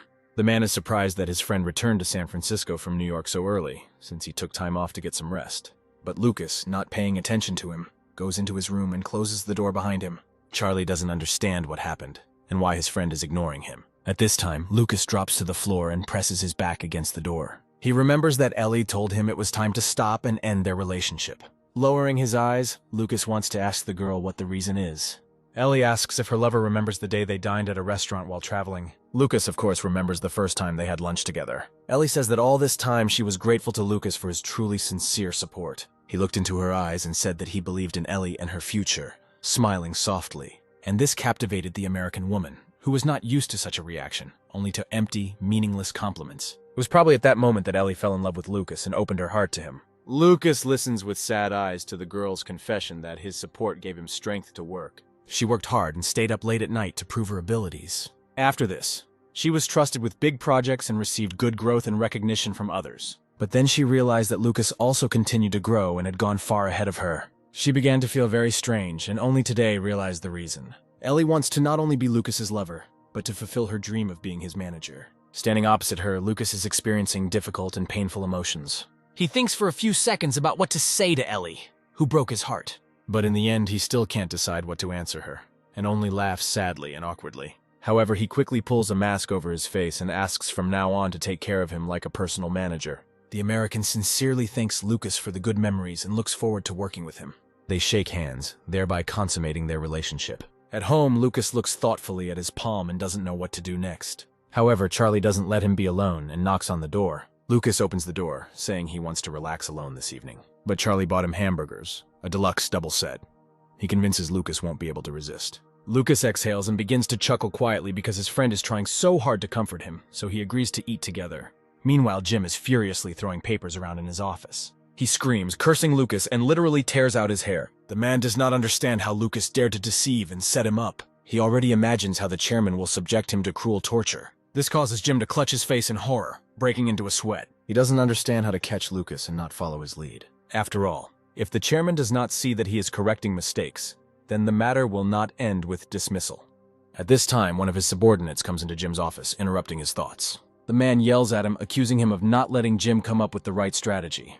But the subordinate says that he wanted to report that Lucas was being written about in the newspapers. Jim immediately snatches the newspaper from the man's hands and eagerly reads it. He begins to shake with laughter, which becomes louder and louder. Jim smiles wickedly, pleased that he found Lucas's weak spot. At this time, everything is once again very turbulent in business chats. It turns out that due to the sudden departure of a large number of foreign investors, all stock markets collapsed. But suddenly Jack appears in chats under his pseudonym 10 billion won and urges his comrades not to give up. He convinces you to believe in the golden god, that is Lucas, and follow his investment decisions. After Jack's calls, many people turn to buying shares. As a result, the market situation quickly and significantly stabilized. Jim is in his office looking at a screen where a graph shows the rise of stock buyers. He is stunned and does not understand how a situation in which he was confident could completely turn around. And Lucas and Charlie read numerous declarations of love for Lucas and his investment methods on the investment bulletin board. Charlie doesn't understand what his friend has done, but his friend doesn't understand the reason. He tries to remember his last decisions, but believes that he really didn't do anything. Big changes are happening in the world, and even a special report is starting in the news. The World Health Organization says a new asymptomatic coronavirus is spreading. Therefore, a more serious quarantine is being introduced. The number of deaths is also growing, and there is a shortage of morgues. Unable to withstand the ongoing quarantine, citizens began to riot, and cases of looting and robberies became more frequent. Looking at everything that's happening on the news, Lucas frowns intensely. Therefore, he comes to his company as soon as possible to announce his new idea to his colleagues. In the conference room, he begins a teleconference with the bio company, namely Paul and Henry. He makes a statement that he plans to produce a vaccine against coronavirus, to start with 300 million doses. This information makes Dr. Henry gush out of his mouth again. Lucas is no longer surprised and simply tries to wait for the moment when the man clears his throat. Dr. Henry asks if he heard Lucas correctly, and he laughs, fully confirming his words about 300 million doses. Dr. Henry chokes on air and says that this is reckless. Of course, he agrees that the vaccine needs to be produced as soon as possible, but it has only just passed the first clinical trial. The possibility of side effects cannot be ruled out, and it would be better to wait longer. But Lucas easily says that in this case, they will dispose of all the vaccine produced. Lucas has complete faith in Dr. Henry, and has enough resources to survive any challenge. Such self-confident words shock Dr. Henry and Professor Paul. If they fail, only Lucas will suffer the loss. But if they succeed, they will be able to save more lives. Lucas asks if that's not enough reason to try. Henry notes that Lucas is standing too close to the camera, but he's glad he doesn't have any cavities. He sighs, saying that in this case he is not going to stop Lucas, because he clearly likes risky investments. Lucas chuckles and replies that one of those investments is Henry's research lab. Therefore, he asks the doctor to take care of the production of vaccines. But Henry shocks Lucas by revealing that he is only a scientist and has no knowledge of manufacturing. Lucas doesn't have this knowledge either, and therefore he urgently needs to come up with something. That same day, news that Lucas was producing a vaccine that had failed final clinical trials spread around the world. People wondered about Lucas's goal, whether he wants to monopolize the market and make a lot of money or save more lives. But after some time, the news that the vaccine had passed the second clinical trial captivated the whole world. Representatives from different countries began to discuss the need to conclude an agreement with Lucas, since the lives of hundreds of thousands of citizens were at risk. Representatives of the pharmaceutical industry began to discuss whether Lucas had decided on a company that would produce the vaccine. Everyone wants to win by signing an exclusive contract with Lucas. But there were also those who wanted to undermine confidence in Lucas's business and profit from his developments. One of the pharmaceutical company representatives, drinking with the Minister of Health, thanks him for the support provided. The minister himself is pleased with the cooperation with his company, since it also brings benefits to him. The benefit lies in the large number of gifts that were given to him as a bribe. Then the chairman of the company says that the Korean company managed to develop a vaccine against coronavirus. He seems to speak joyfully, but also expresses concern, absolutely feigned because of his own selfish interests. But the Minister of Health understands all the hints and requests and promises to deal with this situation.